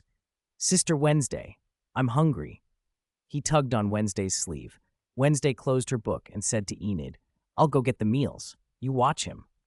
I'm coming too. Vic reached up with short arms for a hug. Wednesday paused, then bent to pick him up. He clung to her like a koala, burying his face in the crook of her neck, taking a deep breath and letting out a satisfied sigh. Sister Wednesday smells so good. Wednesday's body stiffened for a heartbeat. The tips of her ears seemed to flush faintly, but she said nothing and carried him out. Left behind, Agnes felt her soul tremble. What had happened to this world? That cold, senior Wednesday had just carried that pervert in a princess dress to get food. Where was justice? Where was law? When Wednesday returned, Enid carrying the food and Wednesday cradling Vic, the sight was even more devastating. Vic sat on Wednesday's lap and directed Enid. Sister Enid, I want that shrimp. Ah! Enid fed it to him with a smile. Sister Wednesday, these mushrooms aren't good. You eat them. Vic pushed the mushrooms from his plate onto Wednesday's. Wednesday looked at the extra mushrooms, fell silent for 2 seconds, and then picked them up and ate them. Agnes's fork clattered onto her plate. It hit her. This wasn't punishment. It was a triumphant, dripping victory for Victor Black. He had used his own shamelessness and the weaknesses of the people around him, Enid's maternal nature and Wednesday's soft attitude toward the weak, to turn social death into his personal golden era. And Agnes had been both witness and, to some extent, accomplice. A wash of powerlessness and frustration washed over her. She looked at the little bean sprout lording it over 2 seniors, smiling broadly, and for the first time truly understood the phrase, too happy to think of home. No, this was worse. This was a faint-hearted monarch wreaking havoc on the realm. This was the chaos of the lowly Shota's reign. It looked like Vic intended to stay in this lawless state forever, unless an external force intervened. Agnes was still scratching her head, debating whether to report Vic to the principal for endangering campus morals or to anonymously tip off the school paper. Nevermore gossip, when the farce known to history as the chaos of the lowly Shota's reign halted as suddenly and ironically as it had begun. Extreme joy turns to sorrow. It might as well have been Victor's personal motto. Just as Vic smugly assumed he could live in that dream forever, something inside him stirred. A certain black symbiote, which had been sleeping after the previous fight, lazily awoke. Venom stretched in the depths of Vic's consciousness and let out a huge yawn. That was a great nap, huh? It groggily registered its host's current condition. As a responsible symbiote, its primary job was to keep the host's body in an optimal state. While it slept, it had noted a minor deviation in gene expression. The body had shrunk. That could not stand. Something in the process had gone wrong and needed immediate correction. Not yet fully awake, but acting on principle, for the host's own good, Venom didn't pause to look at the scene outside. It immediately mobilized its powers and began to skillfully and efficiently help Vic perform genetic repairs and body-size calibration. In its foggy, smug little mind, it thought, "See how reliable I am. I wake up and immediately help Vic restore his manly vigor. He'll definitely be moved to tears later." Just as Vic the Sixth was deep into his blissful daydream, being embraced by two beautiful girls, enjoying the soft comfort, and already planning how to make this feeling last forever, pop! A faint sound, like a bubble bursting, came from inside him. It wasn't flatulence, it was the sound of some sort of restraint giving way. Then Venom's voice, smug and amused, echoed in his head. "Ha ha! I finally finished re-editing it. You're welcome, brother." Almost immediately, a familiar surge of power, like the tide rushing back in after an ebb, flooded his limbs and body. His bones gave a soft click, and his muscles stretched and swelled as though being inflated. Vic paused his comfortable rubbing against Wednesday's leg and blinked. His field of vision was rising. He could now see Enid's chin without having to look up. His body, which had been able to curl up entirely in Wednesday's arms, began to stretch uncontrollably. "Wait! Venom! What's happening? I didn't tell you to." He roared inside, but Venom gave no answer. Then, suddenly, a sharp, tearing sound of fabric exploded through the room. How could that carefully chosen Lolita princess dress, made to lowly size, possibly withstand the muscular body of an adolescent who just reverted to his normal form? Lace, ribbons, and petticoats burst outward like fireworks. Fragments fluttered down like dying butterflies. Time seemed to stop. Vic felt a chill sweep over him, and slowly and stiffly lowered his head. What met his eyes were the long-missed contours of a young man's chest and abdomen. A few pitiful scraps of fabric clung to him, better than nothing, but useless. To make matters worse, his head was still resting on Wednesday's symmetrical, slightly cool thigh, clad in black stockings, while his feet were brazenly propped on Enid's soft, warm abdomen. Having reverted to his adult size, he was effectively treating Wednesday and Enid like human furniture. Wednesday, Enid. Their expressions of indulgence and amusement froze and shattered into blank shock. Their gazes went from Vic's handsome, stunned face, "Who am I, and where am I?" and slowly trailed down his neck, chest, waist, and abdomen. Every place their eyes passed revealed exposed young skin, still showing faint reddish marks from their earlier play and those precarious scraps of cloth. The silence stretched. Agnes, who had been standing nearby, was the first to break the paralysis. She let loose a scream that shook the rafters, panic, mortification, and the thought that she might be going blind all rolled into one. She clapped her hands over her eyes, but left her fingers splayed so she could still peek, her face flushed crimson. "PP pervert, freak, exhibitionist, Victor Black, you have no shame!" That scream was like a trigger. Wednesday's dark eyes chilled to Siberian ice, and the temperature in the room seemed to drop 10 degrees. Her thigh muscles tensed, as if she were about to fling the audacious human pillow off. Enid's bright blue eyes went wide. She flushed from neck to ears like a cooked shrimp and reflexively tried to push Vic's feet off her stomach, but she was too flustered to think clearly. "Vic, get up quickly." Her voice wavered with embarrassment. Vic was finally brought crashing from heaven to hell. Feeling the metaphorical volcano pressing down where his head rested, Wednesday, and the furnace about to ignite beneath his feet, Enid, and looking down at his near nudity that bordered on indecency, Vic's brain went into overdrive. This wasn't just sleeping on the floor anymore. This was the prelude to being marched straight to the principal's office and drowned in scandal. Survival instincts spiked. Just as Wednesday's cold fingers were about to touch the back of his neck, Enid's claws began to emerge, and Agnes's second wave of shrieks built. Vic sprang into action. He ignored the flimsy scraps of fabric and performed a dramatic sit-up. His expression snapped into a carefully mixed portrait of shock, innocent outrage, and a villain striking first. His eyes were wider than Enid's. He extended a trembling finger and pointed, first at Wednesday, then at Enid, then at Agnes, who was still peeking through her hands. In a loud, wounded voice filled with grief and disbelief, he accused them. What did you do to me?" he cried. "I'm still a child. How did I wake up naked and lying on you? How indecent." He pinched his own thigh hard enough to draw tears, half from pain, half for effect, and sobbed. "My innocence. My reputation. It's all ruined. You must take responsibility. You absolutely must." The performance was smooth and forceful, and it broke the three girls' momentum. Wednesday's raised hand froze midair. Enid's pushing motion stopped. Agnes's mouth, so recently the source of the scream, forgot to shut. The cabin fell into a thick, suffocating silence. Even a raven peering in from the window instinctively pulled its head back.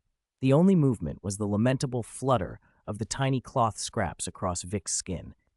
A barrage of thoughts from Venom flashed through Vic's head. Angry, comic, and utterly helpless. But outwardly, he maintained his role. He kept tears glistening in his eyes, half from the pinch, half real panic, lips trembling with hurt, and the posture of a wronged, violated innocent.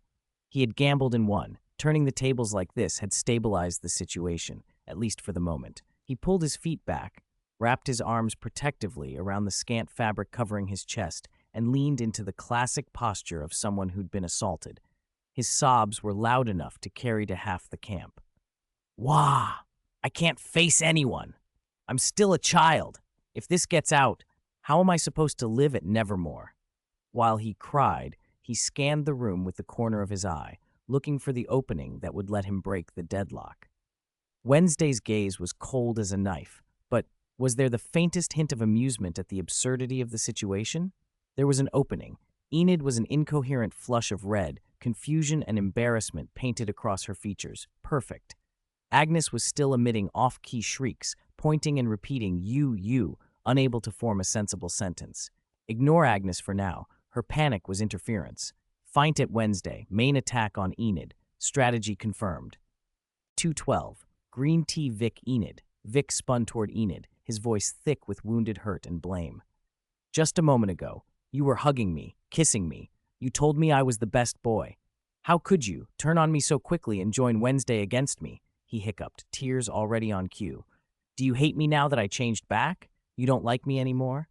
His performance, part manipulative, part shameless, hit Enid's kind, flustered heart exactly where it would hurt. "No, Vic, that's not it," Enid flailed, her hands waving in frantic denial, her face the picture of panic. "I didn't mean it. Don't say that. I was only because you were so cute when you were little. That was liking, not hate. And you now, you are," she stuttered, eyes flitting to the near-naked young man before her. Her cheeks flamed, her voice shrinking to a whisper. "You're actually pretty good." "Good?" Vic seized the opening, elevating his theatrics as he let fake tears fall. "What's good about it? My clothes are gone. My dignity is gone. Wednesday wanted to strangle me. What's the point of living?" He flung himself to the side as if intent on a dramatic exit.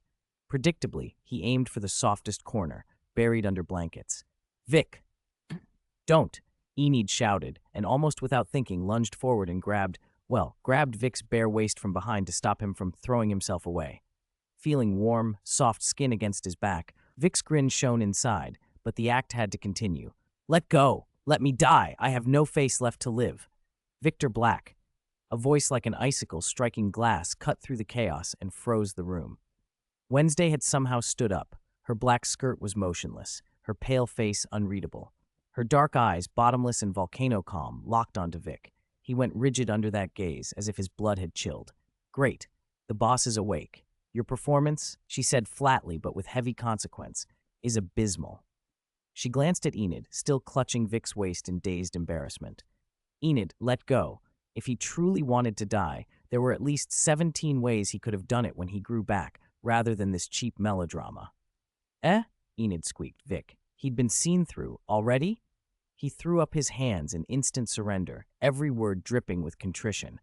"I'm sorry, Wednesday, Enid, Agnes, I'm sorry. It was all my fault. I was possessed by a ghost. My acting was over the top. I shifted the blame. I'm not human. I'm the shame of Nevermore. Do with me as you wish. I only beg you two heroines. Make it quick. Just don't hang me on the school gate for public humiliation." Vic's rapid confession and shameless attitude made the iciness in Wednesday's eyes thaw into something like speechless resignation. She raised a hand to stop his continuing apologies, rubbing her temple with a little wariness. "Wait," she said, still without question. "Put some clothes on." Her gaze darted to Agnes, whose fingers were spread in shocked astonishment. "And you, Agnes, either close your hands or turn your back." Agnes went, "Ah," and spun around as if burned, cheeks blazing, muttering half-words about shamelessness. Only then did Vic and Enid realize how compromising the scene had looked. Vic stood nearly naked, Enid pressed against his bare back. The tableau could have been a freeze frame from an indecent movie.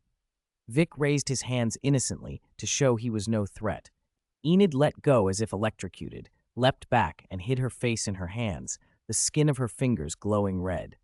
"I'll get you clothes," she stammered, fumbling toward his luggage. After a chaotic minute of rummaging and hurried dressing, things settled. Vic pulled on a rumpled t-shirt and shorts, disheveled but decently clothed. He glanced at Wednesday, guilty and still scheming in his expression. To stop any further trouble, Wednesday cut the drama short. "Sleep," she ordered, her voice cold and final. "Now." Vic brightened immediately and dashed toward the oversized folding bed with a triumphant grin and a clear plan. Claim the middle, split the sides. "Wait."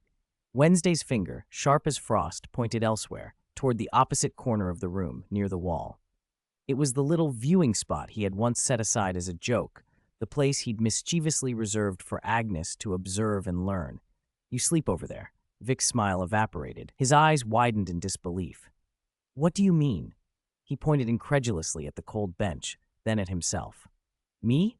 Sleep there? Wednesday, you're joking, right? I'm the husband who gets left out?" Agnes, still recovering from being visually assaulted earlier, was suddenly radiant at the announcement of Vic's fate, grinning wickedly as she made her way toward the warm bed.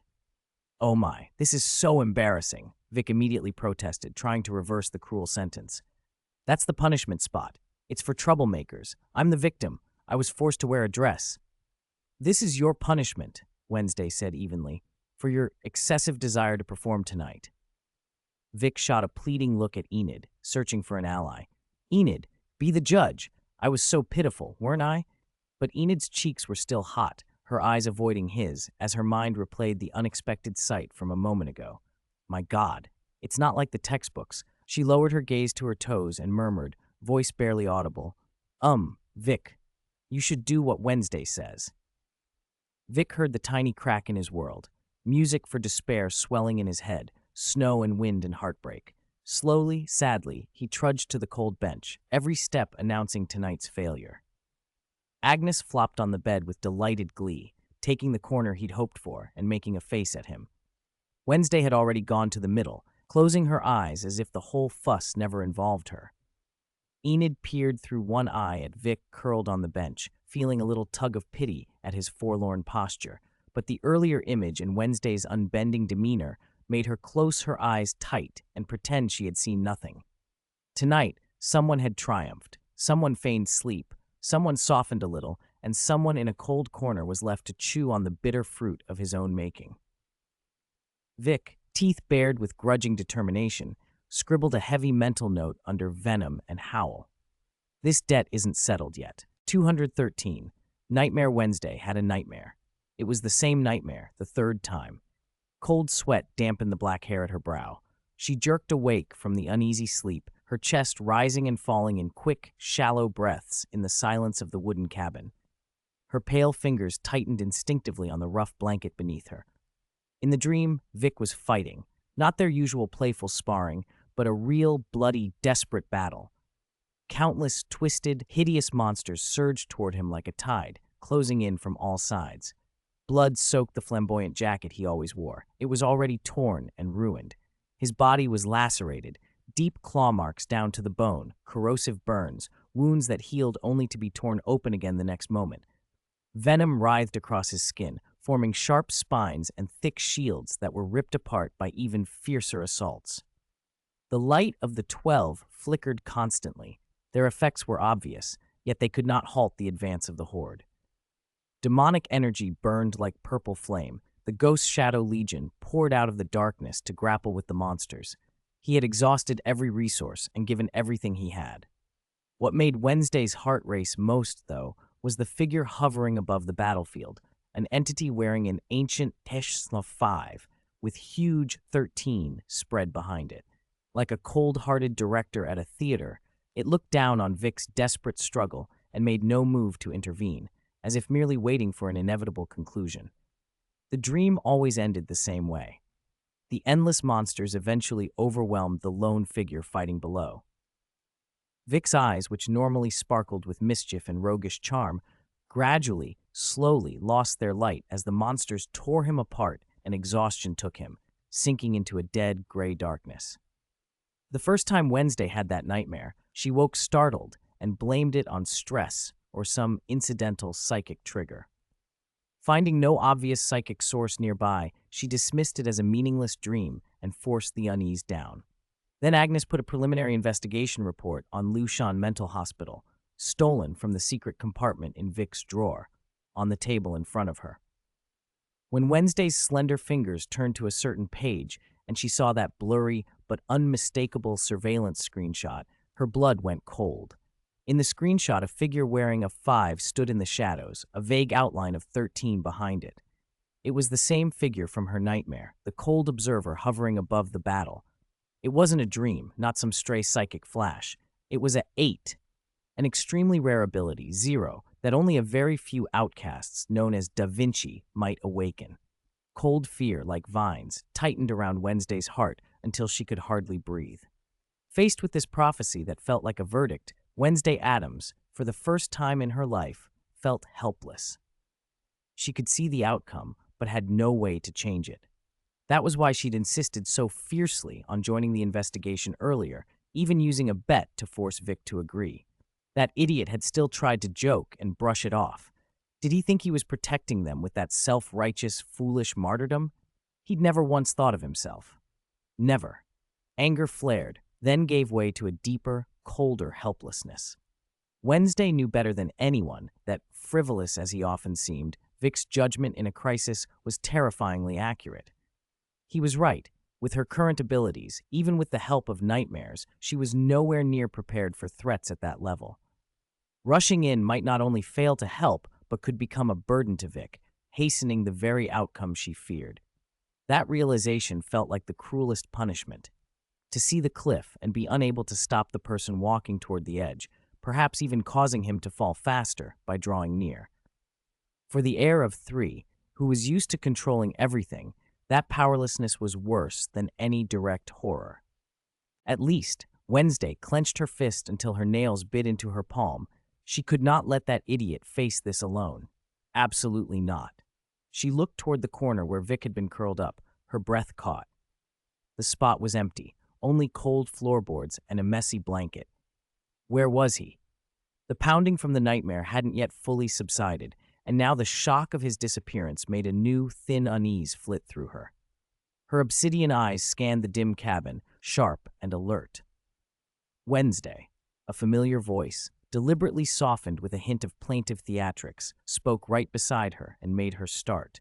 Her body stiffened involuntarily, and she turned her head. Vic had somehow slipped silently over and squatted by the bed, hands gripping the edge, chin resting on his arms. His eyes, still bright in the dark, stared at her unblinking with an intensity that made the skin along her spine prickle. If she were Enid, waking to find someone squatting by the bed staring, she'd probably scream loud enough to wake the whole camp. Wednesday forced the bloody, ominous images back into the depths of her mind and composed her pale face. Only her voice was colder and a few degrees lower than usual. "What do you want?" Vic looked at her, the plaintiveness in his face deepening into a look of injured grievance, like a large, abandoned dog. "I saw you looked like you were having a nightmare just now, frowning, your breathing off. I was worried, so I thought." Wednesday raised a hand and cut him off curtly. Her tone allowed no argument. "Explain clearly in 20 words or less." Vic blinked and, with comic obedience, rattled off his 20 words precisely and quickly. "I don't want to sleep alone on the cold floor. I want to sleep in bed. I want to cuddle." 20 words, no more, no less. Then he continued to look at her with those eyes full of pitiful, helpless longing that said, I'll stay here until dawn if you don't let me. Wednesday watched him in the gloom. Those eyes telegraphed the stubborn persistence he was famous for. A few seconds of silence stretched long into the night. Her mind flicked, unbidden, to Vic's eyes in the dream, their sparkle gone. Cold fear gripped her again. This rare vulnerability, born of fear, opened a crack in her defenses. She drew a nearly inaudible breath, said nothing, and shifted slightly. She made a narrow space in the spot where she had been lying, 214, small heater. This was almost a silent permission. Vic's eyes lit up with a quick, wild gleam, like a nocturnal animal spotting something delicious. He moved with startling speed, sliding into the gap as if afraid Wednesday might change her mind, and lay down with exaggerated care. The folding bed was barely big enough for four. Squeezing them all on had been the limit. Vic ended up almost sideways against Wednesday, his arm inevitably brushing her slender waist, his warmth transferring through her thin pajamas. Wednesday stiffened for a moment, but she didn't push him away. Vic pushed his luck. Tentatively, incredibly slowly, he slid an arm under the back of her neck. Wednesday's breath hitched. He froze, holding his own breath, waiting for judgment. A few seconds passed and she made no move, remaining rigid as a cold statue. Tacit consent in his book. Vic felt a wild joy. He shifted so Wednesday's head rested in the crook of his arm, and with the other hand, gentle and possessive, wrapped her shoulder and pulled her halfway into an embrace. The scent of sunlight and a hint of chocolate wrapped around Wednesday. Under that stubborn warmth, her body relaxed, imperceptibly at first, then a little more. Behind her, Enid breathed steady and warm. In front of her was Vic's solid, insistent warmth. The cold, shadowy helplessness left by the nightmare seemed, for the moment, to be pushed back by that living chest. She could even feel the steady, slightly quick beat of his heart against her ear through the thin fabric. Thump, thump. In the quiet night, the sound was skillfully loud, a small, reassuring rhythm of life. Vic lowered his chin to the top of Wednesday's head and murmured in a breathy whisper, his warm breath brushing her earlobe, "Don't be afraid. I'm here." The words were feather-light, but they carried an unarguable promise. Wednesday didn't answer or move. After a while, her furrowed brows smoothed a little, and she unconsciously curled a fraction closer to the source of heat. The tiny, dependent motion felt like a feather tickling Vic's heart, stirring a fierce urge to protect. He tightened his hold, cradling her cool, slender body more securely. In the corner, Agnes, who had seemed to be asleep, cracked an eye open, peeked at the two of them, then snapped it shut again. She curled her lip, turned over, pulled the blanket over her head, and muttered silently, "Sk, 11. He really has a lot of tricks." Enid, half asleep, nuzzled closer to Wednesday's back, searching for a comfier position. Silence settled over the wooden cabin, broken only by the three of them breathing slowly and together. Outside, the night in Nevermore Forest stayed deep and cold, but some of the omen-like chill felt temporarily held at bay by this clumsy, earnest warmth. Vic felt any grudge he'd nursed from being shoved into the corner vanish, replaced by a full, almost overflowing sense of security. Soft warmth is the best. Long live snuggling. His arm was starting to go numb, but that was a small price to pay. In his embrace, Wednesday's eyelashes trembled. The nightmare's shadow hadn't been banished, but wrapped in that sudden, almost overbearing heat, she felt a lost sense of peace return. Maybe, she thought, changing that damned prophecy wasn't entirely impossible. At least she wasn't alone. The thought was a small, stubborn star in the dark. On the bus back to Nevermore Academy, Agnes huddled alone in the back row, wanting to curl into a ball and wedge herself between the seat and the window. She felt her social life had been declared over, condemned to social death, and the culprit was entirely Vic. Who would have guessed that when he built the little wooden cabin, he hadn't sealed all the gaps between the boards? Cold wind whistled through, the temperature plummeted in the night, and even with blankets, it was freezing for three girls who always felt the cold. Fortunate for them, Vic was also on the bed, an actual human-shaped walking heater with vigor and an internal thermostat. Driven by the instinct to sleep, the cold-fleeing passengers drifted toward that heat, which led to the suffocating tableau the next morning. When pale morning light leaked through the cabin's seams, Agnes was forced awake and immediately met three pairs of eyes. Wednesday was already awake. Her black eyes were calm and still, looking over from one side of Vic's shoulder with her usual scrutiny, plus a trace, almost imperceptible, of mischief. Enid peered out from the crook of Vic's other arm, cheeks flushed, eyes wide in a mix of surprise and amusement. And dead center, Vic lay grinning like a prankster who'd won, his 7 curved into crescents, clearly delighted as he looked down at Agnes. Agnes followed his gaze to herself and realized, with horror, that sometime during the night she'd slid from the edge of the bed and ended up on Vic's chest, her head literally resting on him. Worse, there was a damp patch on his t-shirt that flashed in the morning light. Was that her drool? "Morning, little Des," Vic rasped, stifling a laugh. "Slept well? Even dreamed of your mom?" Blood rushed to Agnes's face. Before she could squeal or defend herself, Vic unhurriedly pulled a small 8 from his pocket and pressed it with his thumb. A sleepy, childish babble played, clear as day. "Mommy, cold, want a hug?" It was her voice. Exactly. Enid burst into laughter, hands flying to her mouth. Wednesday's mouth twitched upward by the tiniest degree. Agnes turned tomato red and sprang off Vic like a startled rabbit, sputtering, I didn't, you bastard." Vic tucked the device away like a prized toy, a mischievous light in his 7. "The evidence is conclusive. Denial is futile, little Des." And that's where the memory clipped off. On the bus, Agnes tried to sneak a look at Vic diagonally in front of her, peeking through her lashes, only to meet his gaze as he casually turned. He'd clearly seen her earlier. He produced the evil 8 again, waved it in front of her, and then mouthed exaggerated syllable-by-syllable words without sound, slow and theatrical. "Good, daughter, I'll milk this secret for the rest of my life." Agnes felt as though steam were rising from the top of her head. Detestable, so detestable. That despicable, shameless, lowly leaven, pervert, recording maniac. What would she do? Was the rest of Agnes DeMille's life to be lived under the shadow of this leverage? Would there come a day when Vic would pop up waving the 8 and, in that irresistibly punchable tone, say, "Miss Agnes, you wouldn't want the whole school to know how you drooled asking for your mommy's hug when you were little, would you?" The worst-case, manga-style blackmail scenarios ran riot in her head.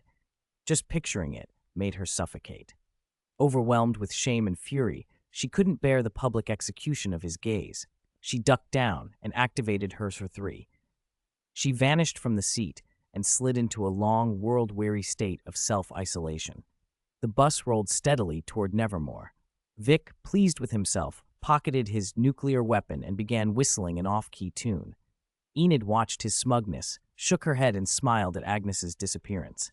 Wednesday stared out at the scenery as it blurred by. Deep in her black eyes, worry still lingered. The shadow of that 4 hadn't truly gone away. But for now, the idiots were noisy, and their noise was, perhaps, its own kind of blessing. "Wednesday, you must understand, I am only your ancestor, not a wish-granting machine." Goody Addams floated in front of Wednesday, a translucent spirit shimmering in the dim dormitory light. Her face, pale and almost identical to Wednesday's, wore a seriousness beyond her youthful features, and a faint, unavoidable headache. Even as a ghost, Goody could still feel that familiar throb at the temples whenever an Addams descendant wandered too far down a rabbit hole. Magic power is accrued little by little. There are no true shortcuts. Her voice carried an otherworldly echo, an attempt to inject reason into a junior who was clearly scheming a shortcut. Wednesday stood in the center of the dormitory, a storm simmering in her black eyes. Since returning to Nevermore from the camping trip, she had begun her magic training. She had just finished another futile practice. The tips of her fingers still burned faintly from forcing out more energy. The image from her prophetic dream, Vic drenched in blood, his eyes dull and gray, gnawed at her day and night, like a maggot burrowing in bone. Is there really no other way? Her voice was lower than usual, threaded with a restless edge.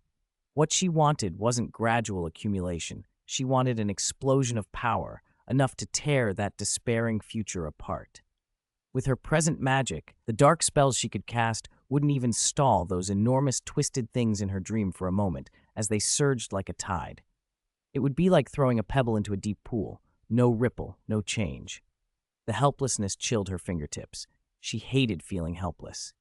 If everything else failed, then a forbidden ritual. This thought slid into her mind like a venomous snake, and rooted itself fast. No matter the cost, sacrifice, a shortened lifespan, worse. A flicker of determination passed through Wednesday's eyes, a strange blend of paranoia and madness characteristic of the Addams bloodline.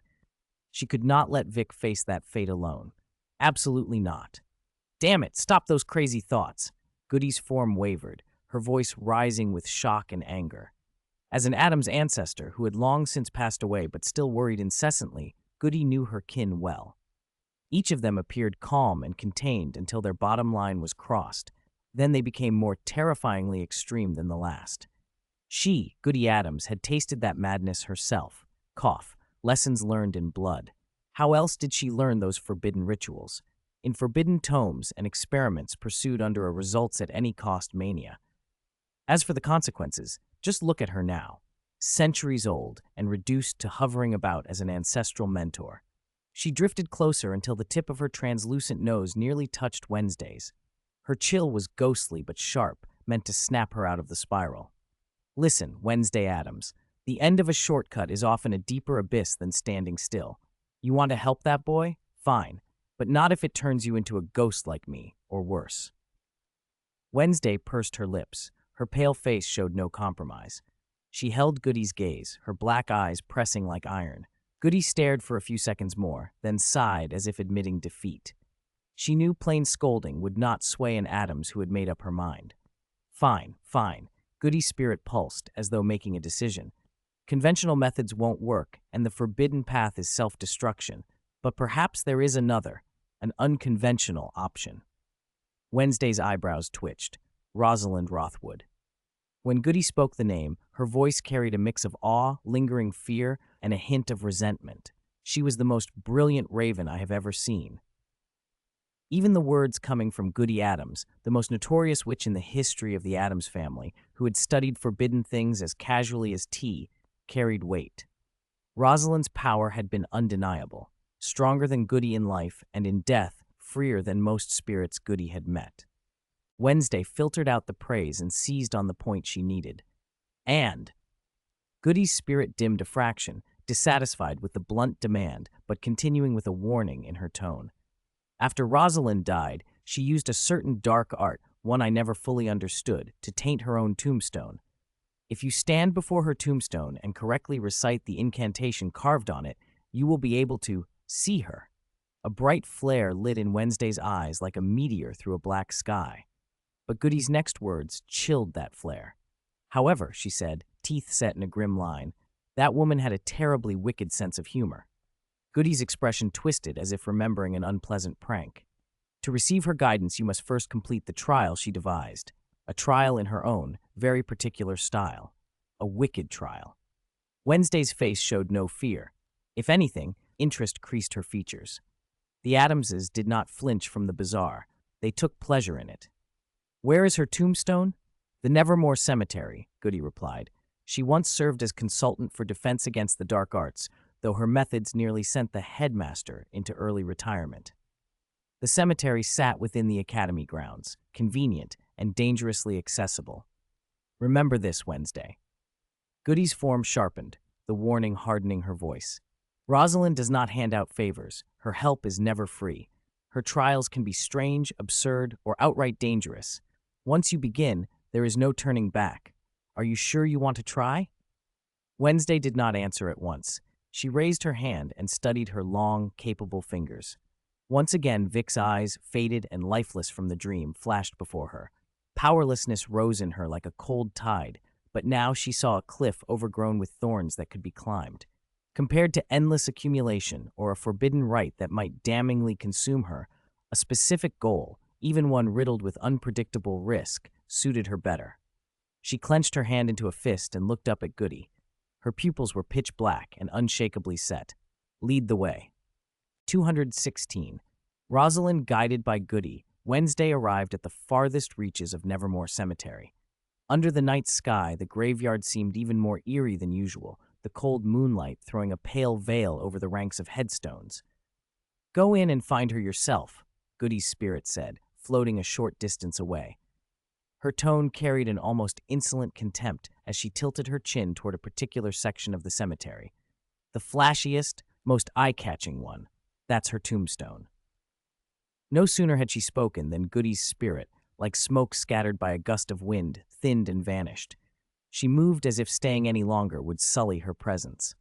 Wednesday kept her expression blank, her black skirt brushing the dew-soaked grass as she stepped soundlessly among the graves. She didn't have to search. Her gaze was immediately drawn to a marker that lived up to the description. It wasn't grand in any traditional sense, but it was singular. The stone was dark and polished to an almost mirror-smooth sheen that picked up the moonlight. Crowning it was not a cross or an angel, but a lifelike raven carved in a dramatic pose, wings unfurled, head cocked, eyes catching a faint glint in the moonlight as if watching intruders.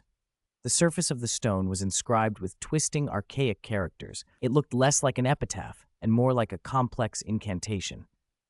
Wednesday stepped forward without hesitation, her pale fingers resting on the cold, polished surface. Her black eyes flicked across the script, and in a low, steady voice, she spoke the words carved there. The instant the final syllable left her lips, the world dropped away beneath her feet. A fierce suction pulled at her from the stone, and she plummeted. The cemetery around her fractured and blurred like shards in a broken mirror as she hurtled through kaleidoscopic rifts of color. Wind howled, and space itself seemed to tear. Just as the weightless fall threatened to swallow her, solid ground returned abruptly, and the descent stopped. She steadied herself and looked around. She was standing in a room. In its center, a woman in a sumptuous antique white gauze gown stood with her back turned. The skirt fanned out like concentric waves of moonlight. The woman turned slowly. Her skin was so pale it was almost translucent, yet she possessed a striking predatory beauty. Deep purple lips curved into a mischievous smile, and a dangerous, playful light danced in her eyes. Wednesday recognized her at once. Rosalind Rothwood.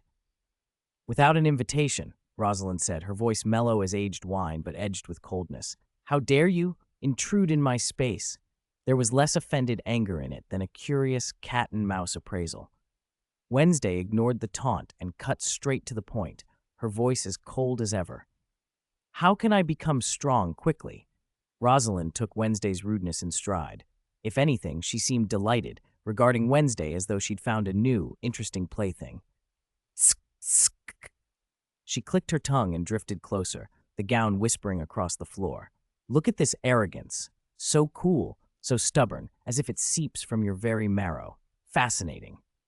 She paused a step away, leaning in until they were almost face to face, and whispered with sultry amusement, "Let me guess. An Addams reminds me of someone I know, equally arrogant." "How can I become strong quickly?" Wednesday repeated, her face impassive, not even the flutter of an eyelash. She treated Rosalind's words as noise. Rosalind straightened, a brow lifting. Her smile widened, colder now. "You thirst for power? Interesting. Tell me, for what is it for? Or better yet, who is it for?" She didn't wait for an answer. Each question was a pebble dropped into the dark, reverberating. And more importantly, what kind of price are you willing to pay? Wednesday met Rosalind's dark red eyes without flinching. Her pale face held an unwavering resolve as she spoke two words clearly: everything. The air seemed to still. Rosalind's smile flashed, suddenly brilliant and dangerous, like a poisonous datura blooming in a neglected cemetery. "Everything?" Her fingertip, cool and almost phantom-like, brushed Wednesday's tightly pressed lips, halting any further declaration. Playfulness flickered through Rosalind's gaze, mingled with something deeper. "That word isn't something to fling about lightly." Her tone took on a chant-like cadence, but her eyes were distant, seeing beyond the room to a long line of similar souls. "You people of three are always like this." She shook her head with a sigh that sounded part sincere, part performative. "Usually as cold as a permafrost wasteland, but once you touch that soft, improper concern in your hearts, you tilt immediately into extremes. Obsession, madness, heedless of cost, delightfully dangerous genes." Her fingertip withdrew, painting a delicate arc in the air. "Still, your luck has always been remarkable." Rosalind's smile crinkled into something between envy and mockery. "You always find such compatible partners, souls as mad and obsessive as you are, like two poles of a magnet, bound to draw together and sink together." Her gaze wandered to an empty corner, as if following some private memory, and her voice sharpened with thin sarcasm. Of course, except for a certain white-haired old maid who clung to her stubbornness until death and never even tasted whether love is sweet or bitter. Tsk, tsk, truly pathetic and so lamentable. Those words were a match struck on dry tinder. Damn it, Rosalind, you little... I'm not taking this anymore. Goody Addams' translucent spirit exploded into the room like a cat with its tail trodden on. Her pale face, uncannily like Wednesday's, twisted with rage and wounded pride. She flailed, spectral limbs lashing as she lunged at Rosalind, who wore a perfectly composed, knowingly victorious smile. I knew you were hiding here, Goody, Rosalind said, as if such an outburst had been expected. With a graceful whirl of her skirt, she sidestepped Goody's clumsy, ghostly charge, as if it were a child's tantrum. Her smile brightened in a way that made Goody even more furious. Hundreds of years, and you're still so impatient. Mention a sore spot, and you hop around like a plucked raven. Shut up, Rosalind. I'm going to rip that wretched mouth of yours. Having missed her strike, Goody's spirit quivered. Anger made her unstable, and she lunged again. Enough. Wednesday's voice cut through, low and cold like a bucket of ice water thrown on both of them. The argument stilled for a moment. I have no interest in old scores or pointless squabbles. She stepped forward, ignoring Goody, whose spirit was almost unraveling with fury, and looked Rosalind in the eye. Her black, bottomless gaze held absolute determination. Tell me, what is the trial? Or simply tell me how to become stronger.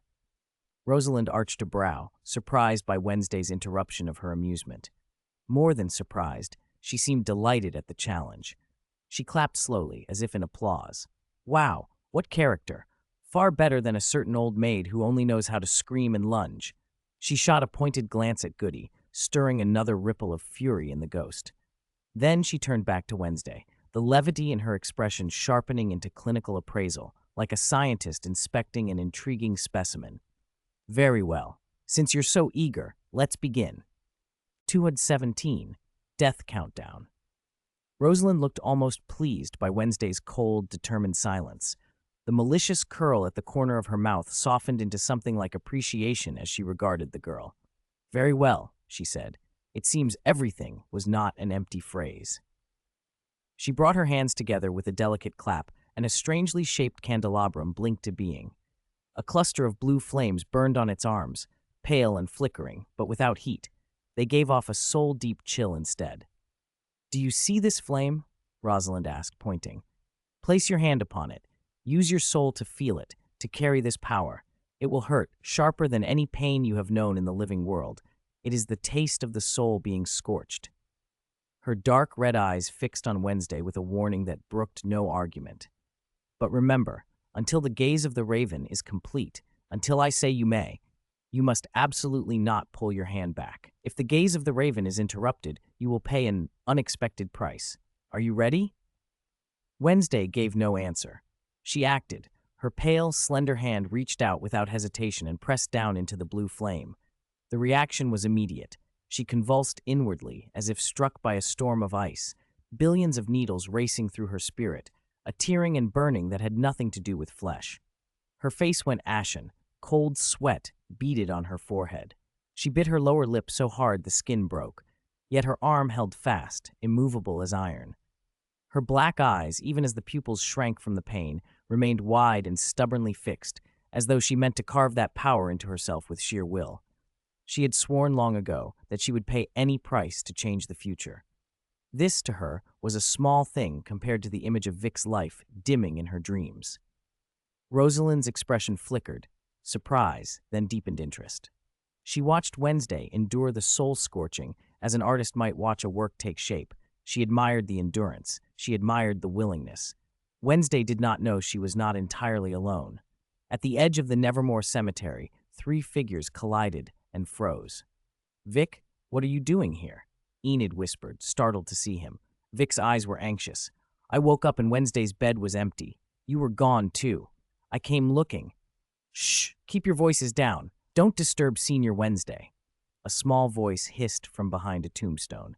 They turned to see Agnes poking her head out, hard-faced and resolute, the kind of protector who was convinced, absolutely, that she had to defend her idol. The three exchanged looks, and without a word formed a silent, nervous alliance. They crept deeper into the cemetery, every shadow suddenly heavy, and then stopped. The sight in front of them stole their breath. Wednesday stood before a raven-shaped tombstone. Her eyes were clamped shut, her face frighteningly pale, her body shaking with the strain. Her right hand was pressed flat against the stone. She looked pinned there. "Wednesday," Enid cried. Her voice broke. "Wake up! What's wrong?" Enid lunged and reached to grab Wednesday's arm. That gentle, panicked pull was the fuse. Wednesday's consciousness was torn from the strange nebula space of the ritual and yanked back into the waking world. The gaze of the raven was interrupted. Dark energy exploded from the tombstone like a bursting flood. The eerie blue light washed over the cemetery. Shadowy tendrils of force lashed out toward the nearest living things, toward Wednesday, Enid, Vic, and Agnes. The four cried out as the energy slammed into them, knocking the breath from their bodies. A vertigo like drowning seized them. The world dissolved into a black roar. They collapsed, knocked senseless, and the cemetery fell deathly quiet. The blue light in the raven's carved eyes winked out as if nothing had happened, but the four lay unconscious in the grass, and something dangerous had been set loose. Rosalind had warned them of a price. It would fall upon them in a way no one expected.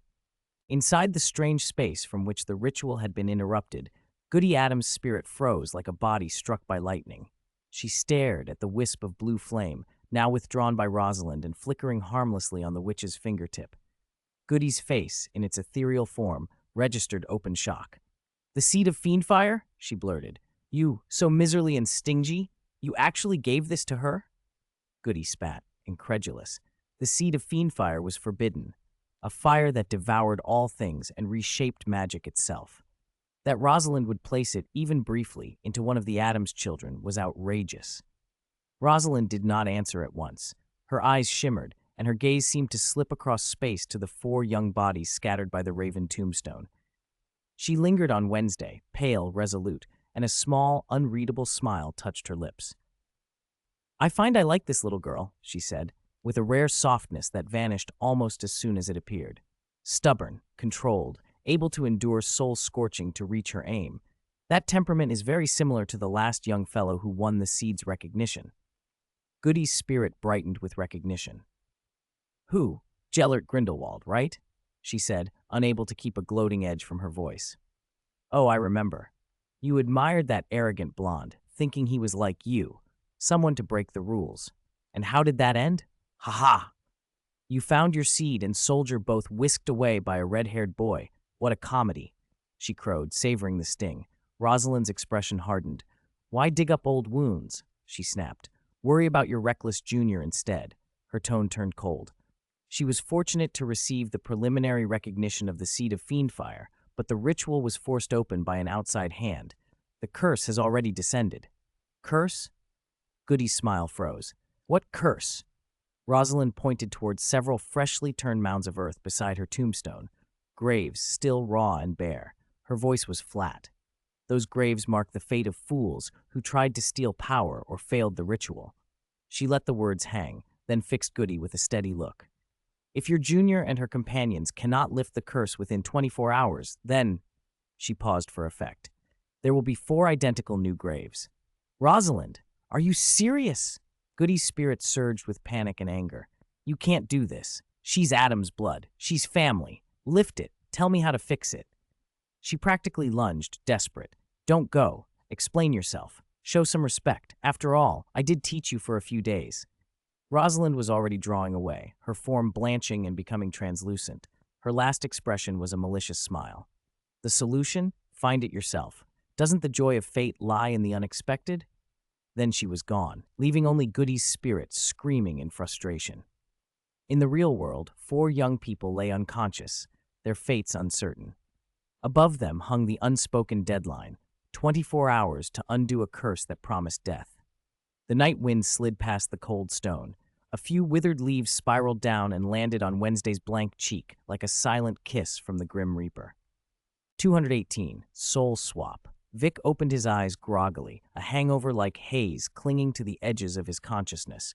He smacked his lips out of habit and reached toward the figure beside him, who always smelled sweet and honeyed. and was the easiest to talk to, his voice raspy with sleep.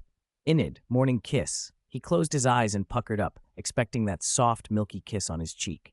It didn't come. Instead, someone else moved.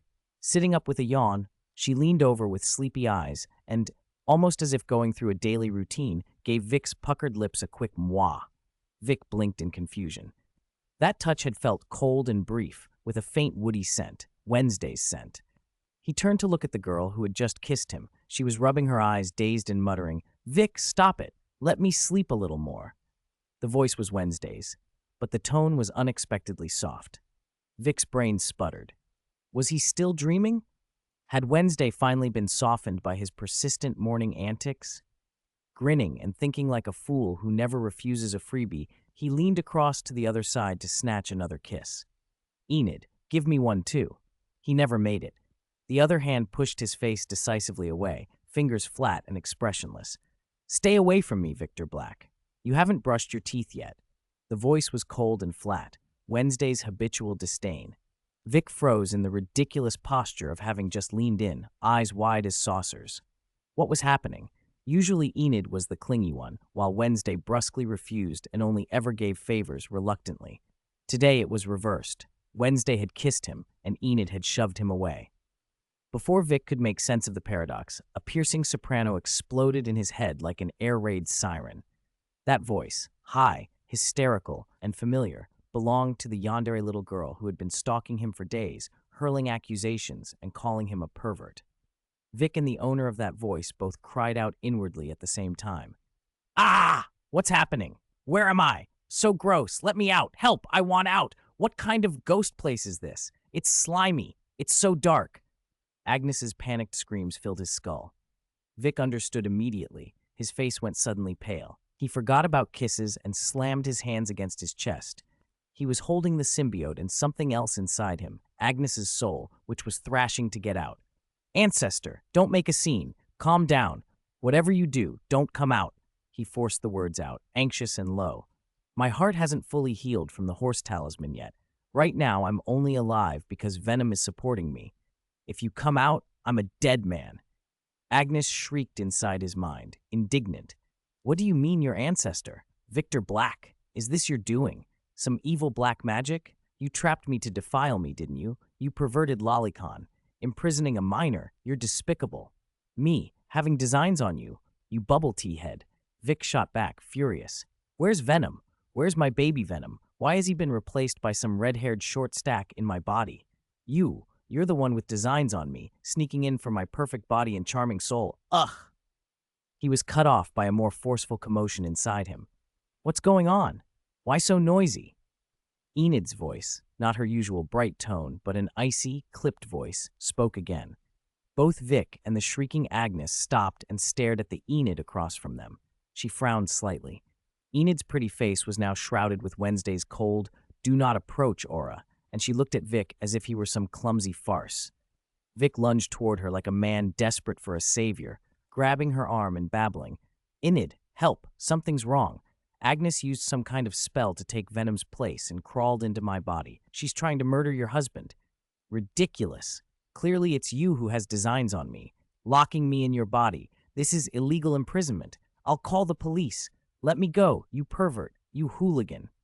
Agnes wailed inside his head, voice trembling with outrage. "Is there something wrong with your eyes?" "I am Wednesday," the girl with Enid's face said.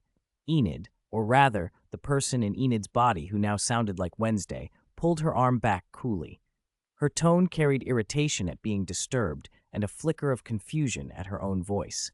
She raised a hand to rub her forehead and froze. The nails she saw weren't Wednesday's plain clipped nails, but colorful ones, studded with little rhinestones, Enid's nails. Her pupils shrank, and for the first time a crack of shock crossed her usual expressionless face. She spun and stared at the mirror on the dressing table. In the mirror, Enid's bright, familiar face stared back, filled with disbelief. "What's going on?" "My voice, my face," she whispered, her voice trembling with shock. Another scream, even more high-pitched and world-shattering, came from beside her. "Ah, what's happening? My chest! How did it get as small as Wednesday's?" The girl, who now had Wednesday's face, was clutching at a suddenly flat chest where Enid's proud assets had been. Terror and despair filled her eyes. No, it took me so much work to make them this big. How are they gone after one sleep? This is worse than a nightmare. Wah! Vic stood in the middle of the chaos and watched. Wednesday's mind trapped in Enid's body, glaring into the mirror. Enid's mind inhabiting Wednesday's sharp features, sobbing over a suddenly shrunken chest, and Agnes screaming inside Vic's head, swearing and fighting to escape. He opened his mouth and managed only one, very small question. Can anyone tell me if we all got hit by some weird collective curse this morning? Inside the wooden cabin, a chaotic day had only just begun. Somewhere unseen, the 24-hour countdown on the curse ticked on. Woo-woo, how could this happen? This is impossible. Enid had no idea she and Wednesday had swapped bodies. She was still reeling from the shock of waking up to what felt like starting over overnight. She groped at her chest with both hands, desperate to find the familiar, reassuring curve. Her fingertips met instead a flat plane, unexpected and wrong. The black eyes that stared back from the mirror, usually calm and razor-sharp, were wet and bewildered. It was fine a moment ago. How did it shrink after I woke up? Did I secretly lose a ton of weight? Her fingers went to the collar of her pajamas, as if lowering it and looking would prove she hadn't lost herself. Stop it! A voice like an icicle sliced the air. Enid froze, hand still at her collar. Across from her, she, the girl who looked like Enid now wearing Wednesday's expression, regarded her with a frost that felt almost physical. Veins stood out at her temple. Rage threatened to spill over. Wednesday, inhabiting Enid's features, was about to lose it. The sight of her own carefully maintained body being handled clumsily, tugging at the pajamas, about to be exposed, was a double affront to her sensibilities. Even worse, the boy beside them, who had never been known for propriety, was craning his neck with an unmistakable, calculating gaze. Vic was on tiptoe, peeking at the disturbed collar. Research notes ran through his brain like a shopping list. Wednesday's body, rare, forbidden knowledge, thrilling. A peek, harmless, right? Before his grin could widen, a slender, deceptively gentle hand came up between him and the sight. It was Enid's hand, or at least a hand that looked as if it belonged to Enid, but the fingers spread and sharp, black claws slid out with a snap. The glinting tips came close enough to prick Vic's nose. He went pale, all his boldness shattered. He recoiled, turned a swift, obedient 180, raised his hands in surrender and babbled. Misunderstanding, pure misunderstanding. I was just stretching my neck. Really, I didn't see anything. Vic's cowardice was complete. He knew Enid wouldn't truly hurt him, but Wednesday, now in Enid's body, would have no compunctions. With Vic safely neutralized, Wednesday's murderous stare returned to the girl using her face and body and sobbing in embarrassment. Breathing deep, with forcing Enid's soft voice to carry Wednesday's cold authority, she said, "You, stop treating my body like that. Now come here." Enid flinched at the voice that wasn't hers, the tone peculiarly brutal coming from a mouth she recognized as her own. She looked across the room at the person who had her face but wore Wednesday's aura. Then she looked down at her hands, slimmer, paler than hers had been, and at the flatness of her chest. A terrifying realization struck like lightning. Not that her chest had changed, but that she had. Ah! The scream that tore from Enid in Wednesday's timber was sharp enough to shatter glass. Changed bodies? I swapped bodies with Wednesday?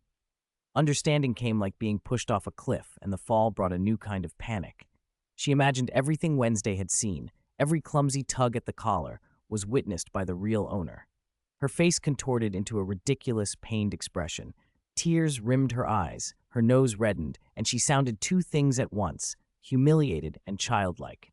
Her hands dropped to her sides. She no longer dared touch the stranger she occupied. "Shut up." The command, scraped out through Enid's throat, froze the room. Wednesday rubbed her throbbing temples, trying to piece herself together. She needed to think. Bits of memory rose from the wreckage, cold moonlight in the graveyard, the raven tombstone, Goody's reluctant warning, Rosalind Rothwood's malicious smile, ethereal blue flames. The ritual. She had performed it, embracing the soul-rending pain for power. Then the memory snapped off. When she came back, she was in this warm, colorful body. Her eyes opened, blue and crystalline, but the words she formed were sharp as ever. She aimed them at Vic, who was now facing the wall with ears visibly perked, and at herself whimpering in Wednesday's frame. Last night. After I performed the ritual, she continued, forcing the same cool interrogation through the sugary voice, what exactly did you two do? Vic and Enid exchanged a look, the fog of the previous night clutching at them. They had followed her, hadn't they?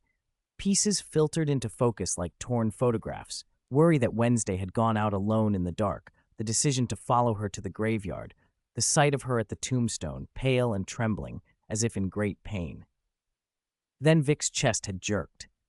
A glossy black head had emerged from his shirt, speaking in a voice that made Enid's skin crawl, Agnes's voice, tearful and full of complaint. Senior Wednesday, we saw you run off to the graveyard alone. You looked awful, like you were dying. We were scared something would happen, so we followed. The little head's face twisted into grievance as it spoke. Then we saw you pressing your hand to the tombstone, shaking, your face so pale. Senior Enid thought it was a backlash from dark magic, and in her hurry, she went up and pulled you. Pulled her. Those 3 words turned in Wednesday's mind and unlocked the memory chamber. 220. Taking photos in secret is a dangerous act. In an instant, all the images connected together, Enid's worried touch, an outside interruption. The instant the ritual was cut short, the uncontrolled, violent energy pouring from the Raven tombstone roared through the room like a dam bursting, swallowing the 4 of them whole. Damn it. For the first time, Wednesday's blue eyes, normally so impassive, showed real horror. The ritual had been interrupted. This was the price Rosalind had warned them about. It wasn't a mild punishment. It was a spiteful, chaotic curse. Body swapping, soul displacement. Damn it! Wednesday spat, grinding her teeth, and slammed a fist into the bedpost with a dull crack. It's exactly like Goody said. Rosalind Rothwood, you're a madwoman with a warped sense of humor. What ritual? What price? Enid blinked. The usual coolness in Wednesday's gaze was gone, replaced by the frightened confusion of a trapped animal. Wait, Wednesday, what ritual? Don't tell me it was one of those forbidden rites from the old grimoire. Vic felt the shift too. The Agnes inside him, an awareness that had been loud and chatty, went quiet, as if sensing the gravity and choosing to observe. Wednesday drew a breath, forcing herself to steady her voice. Anger wouldn't fix anything. She needed to sort this out. Okay, everyone calm down and listen, she said. Wearing Enid's soft face, she crossed her arms and spoke in that same calm, clinical tone she always used, as if delivering an autopsy. The sweetness of the voice didn't erase the iron beneath it. Enid and I have swapped bodies, that's certain. Her eyes moved to the person wearing her pale face, eyes rimmed red, nose raw, lower lip bitten. The real Enid, trapped in Wednesday's features, had tears streaming and gave a piteous hiccuping nod. To see Wednesday's face, usually a frozen tundra, smeared with tears was a once-in-a-lifetime sight. Vic's collector brain caught fire. Even if the soul behind those features was Enid, that image had to be preserved. If he missed this, he might never see Wednesday like this again. There was the problem, though. The owner. Agnes. She wasn't gone. Her small, disdainful voice flared in his head. What are you doing, Vic? Vic froze. He had forgotten there was an insider in him. Why had Venom ended up swapped with Agnes, who loved Wednesday with fanatic devotion? He darted his eyes, pasted on a fawning smile, and tried to bargain. Cough. Little Agnes, look, this is historic. Wouldn't it be a shame not to keep a souvenir? I'll send you the high-def original, an exclusive collectible. What do you say? A beat of silence as Agnes weighed the pros and cons. Tattletale justice or the thrill of an idol's rare expression. Tsk, fine. But if you lie to me, you're dead. Collecting a rare image beat out righteousness. Agnes compromised, sounding awkward but determined. Vic let out a long breath and eased his hand into his pocket like a thief. He unlocked his phone, opened the camera, drew a measured breath, and aimed for the teary, pitiful face before him. Perfect angle. Perfect composition. Focus on that pale, broken expression. Click. The shutter sounded sharp in the suddenly hushed dorm. Vic, you idiot! Skmoron! You didn't even turn on silent mode or turn off the flash. If you want to die, don't drag me down with you. Agnes screamed in his head. Vic's smile froze. He'd completely forgotten about the flash. Cold sweat prickled his skin. He turned slowly and met the azure eyes of Enid beside him. They had gone stone cold, like icicles forming. The murderous intent in those eyes made the room temperature drop. The flash had startled Wednesday in Enid's body into staring blankly at the camera with wet, shocked eyes. A tiny, shiny snot bubble trembled and popped at the tip of her nose. In a stupid, reflexive moment, Vic's death-seeker instincts overruled his common sense. He hit the shutter again to get the perfect shot. Click. The second shutter sounded like a death knell in the silent room. It captured Wednesday's dazed face with its unfortunate snot bubble, and the deadly calm gathering on Enid's face beside her, a calm that had already passed anger and was about to become action. Silence rippled. Enid hiccuped a tearful hic. Slowly, deliberately, Wednesday raised the hand that should have been Enid's soft hand. Her fingers unfurled. Long, lethal claws slid out with a metallic glint. Vic's survival instinct finally snapped back. He shoved the phone behind his back, forcing a smile that must have looked worse than crying. Wednesday, listen to my explanation. This is to preserve evidence. Right, I'm studying the physiological differences after a body swap. Very important scientific data. Wednesday, speaking in Enid's sweet voice, uttered a single soft syllable that made Vic's skin crawl. The claws on her fingertips caught the light. It seems we need to properly study how to let a phone and its owner experience a profound consequence.